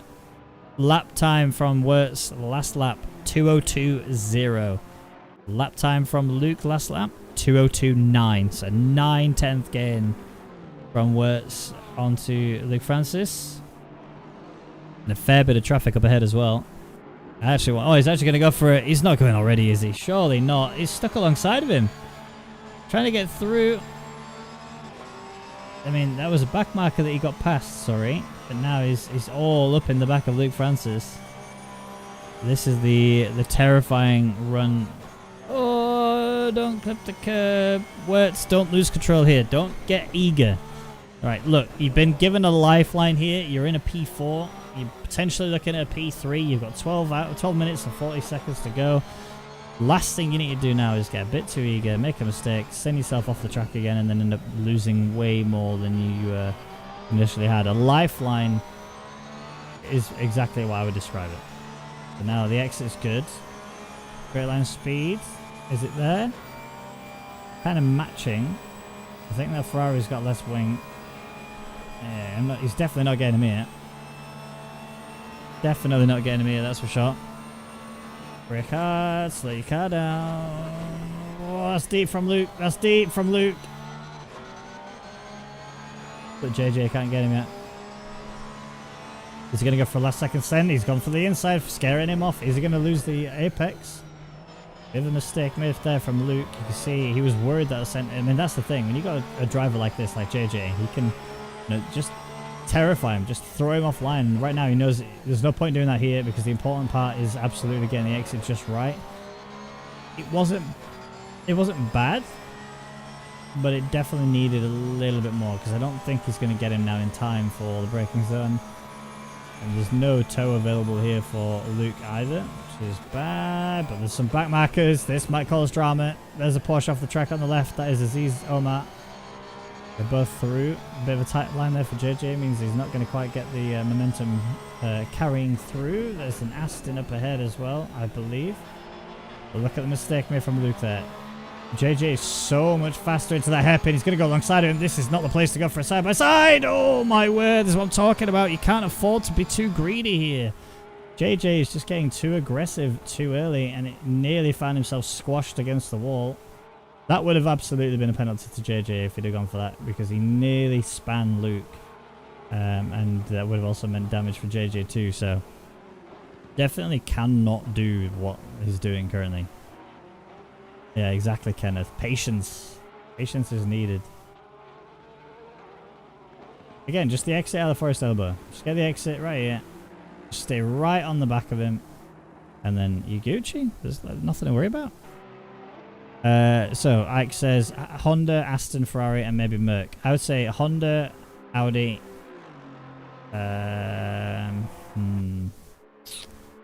Honda, Audi, Lexus. And then Ferrari, Aston, Macca, I would say. That's my opinion anyway. Just an opinion. I get the desire to push. I get the desire to push though, since the Porsche isn't the best on the straight, so passing is difficult. Oh, 100%, 100%.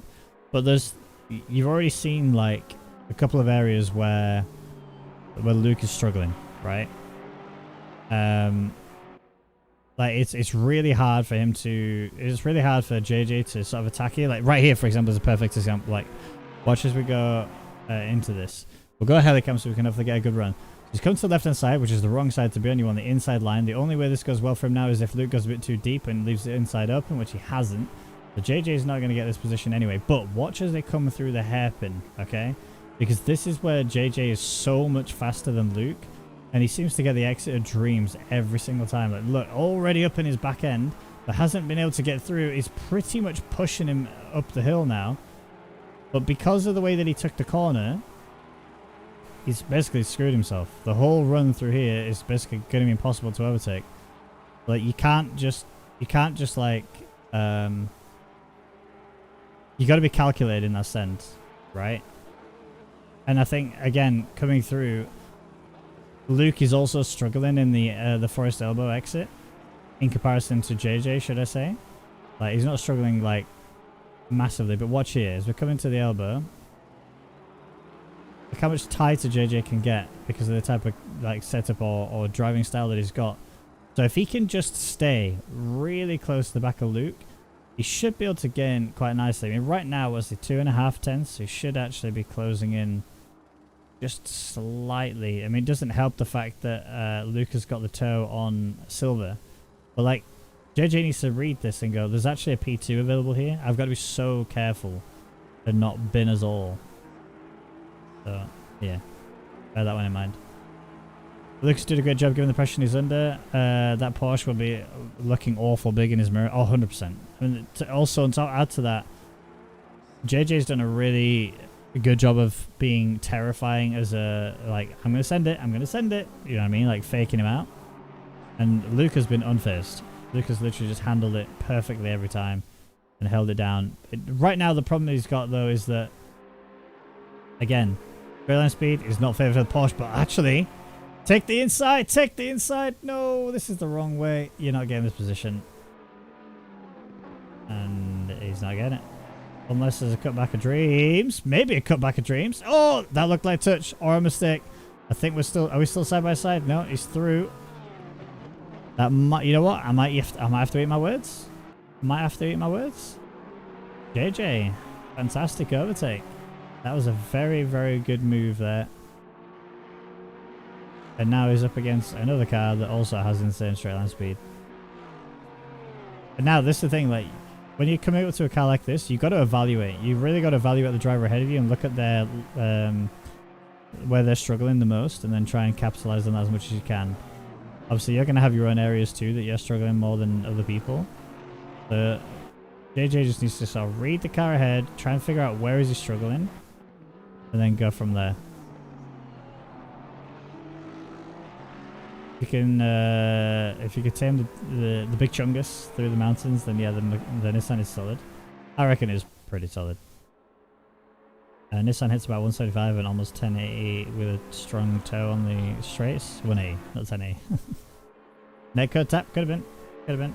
I'd say Honda, Audi, Merc, and Nissan, Porsche for the top 5 cars here. Yeah, I could get beyond that. 1080 would be pretty awesome. That's over the sound barrier. Was the contact? Don't think so. If there was contact, it looked to me like netcode. But who knows, you know? Do you know? I don't know. It looked like very small contact. Yeah, could be. Could be. Good evening, Ben. You well? Ooh, that's a bit deep.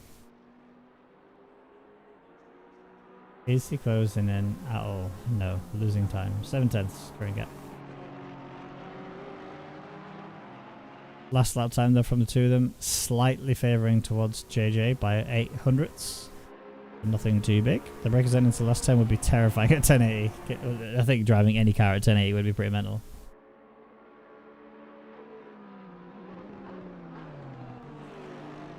Mm-hmm. 5 minutes to go then. And I can go get myself a nice cup of tea with some honey in it and make my voice go, ooh.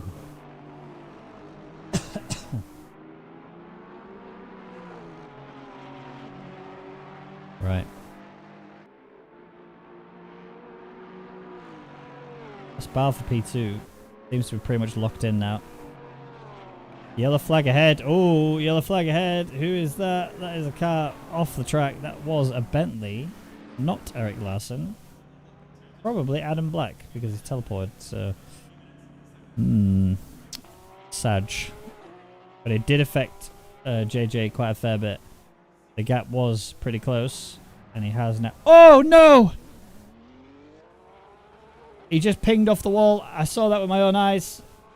He definitely pinged off the wall. That was an oof and a half.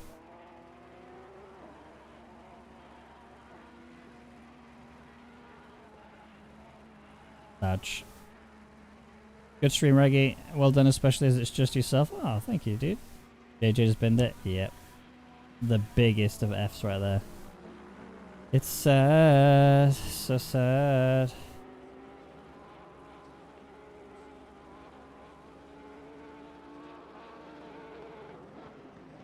Double spin. Before that as well. Oh, no. Yeah, JJ falling down now, back to P4. But yeah, like I said, unless Luke Francis just pulls out something magical out of here, this looks to be like Adam Silver's going to take that P2. And you know what? Simon Bowett. I'm not going to say it. I'll wait. I'll wait until the last lap and then I'll say it.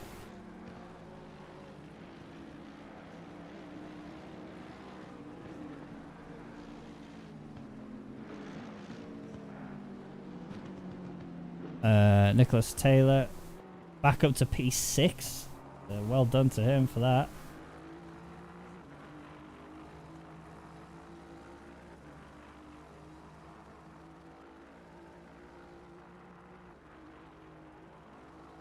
Remember last season, Reggie? No cursing. I'm holding back. I said I'm holding back.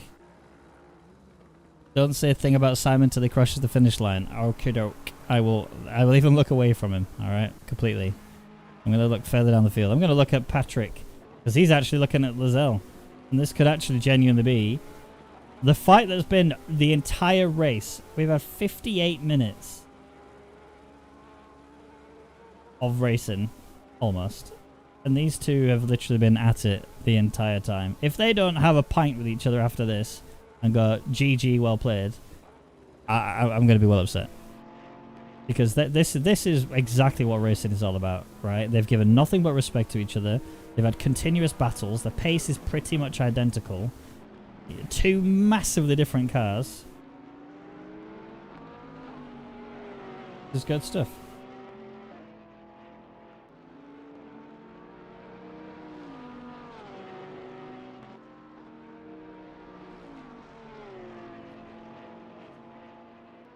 But Patrick has to do more than what he's done right now.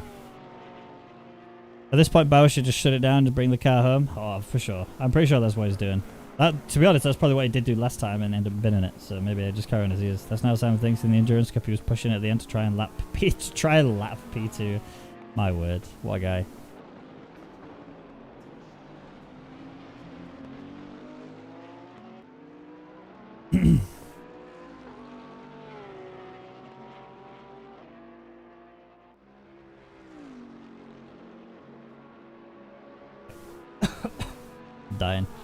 Dying a death. Dying a death. Oh, Adam Black still in the pits, unfortunately. Will not be returning out of the pits for this race. 1 minute remaining on the clock. Where's our leader? He will make it across the line, so we are going to get one extra lap out of this. Are we going to see anybody get caught out by fuel? That is a possibility. Who will that person be? No idea. Matt Tubby. Still fighting with Max as well. Max getting really close to the back of that Mercedes there. Last and involved in this too, but just a bit too far back at the minute. Only 1.1. 1.1 second gap. Patrick seems to have lost a bit of pace as well onto Matt Lizelle, so I think maybe somebody... No! Max! Keep going! Oh, it's leader. It's okay, it's leader. It's the happy car. I thought Max was giving up. It looked to me like Max was like, what a race that was. Yes. Perfect. And then immediately didn't. It's fine. Lots of time lost there for Max. A position for Tubby was available, but not anymore. Alright, we are on the last lap. I'm going to start talking about him because he deserves to be talked about. This guy with his happy happy Honda. Good English there, Ben. Well done, mate. Good read of your cars. What a beast.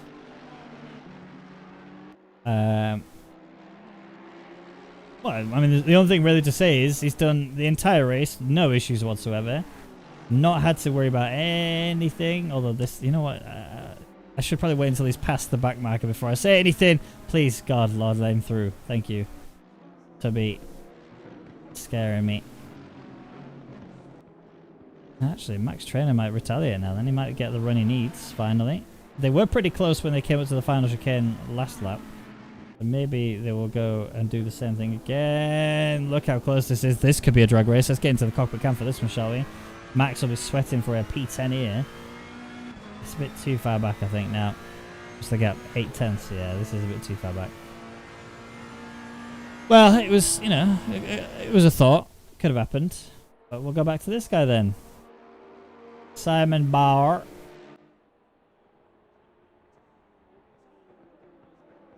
We very much like to win. Bauer! So, there you go. Enjoy it again. Save that for the bank, mate. Congratulations, Simon Bauer, coming through the final corner. The most dominant race I've seen from him ever, in all honesty. Absolutely fantastic run from him.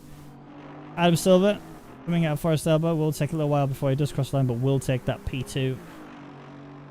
Things you like to see.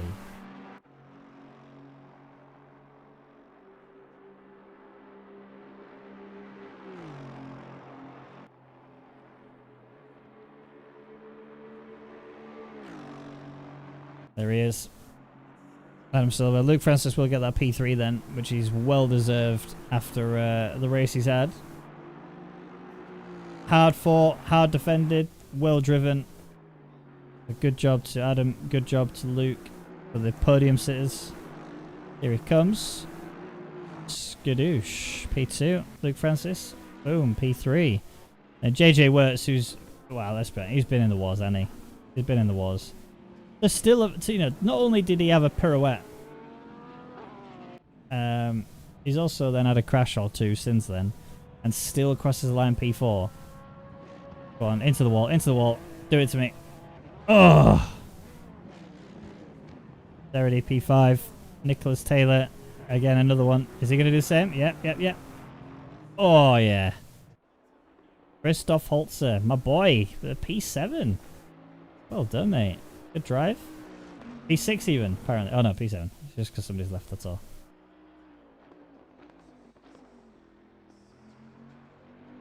Here he comes. Boom, P7. You know what it says, it's definitely P7. P8 then for Matt Lazelle. And there we go. Alright. I love that bit, that's the best bit. Good job, everybody in the race. Congrats to those who got some good points. Commiserations to those who didn't. But, oh, what a good one that was. Really enjoyed that. I'm going to go and get myself a nice cup of tea with some honey in it so I can rest this little thing here. But yeah, we're back again, not next week. So next week is a break week because there is an endurance race that's going on next week, which is like the big special event for OOR. But you should still hit the like button right now. You should still go and click subscribe. It's free of charge for both of them, so go ahead and do that. There is the NA split coming up, I think in literally like 2 hours, maybe even a bit less than that. So if you haven't already clicked the bell, get the bell on so you can go and have a look and watch these fine folk in the chat get involved in the actual NA race. I won't be watching it because I will be asleep, but yeah, regardless, thank you everybody who joined me tonight. Next commentary will have my boy Badger back with me as well, so we can have the good old commentary duo back as we were. And yeah, thank you guys for sticking out with me. Have a good night, sleep tight, don't let bed bugs bite, and I'll see you guys in a couple of weeks. Love you too, bye.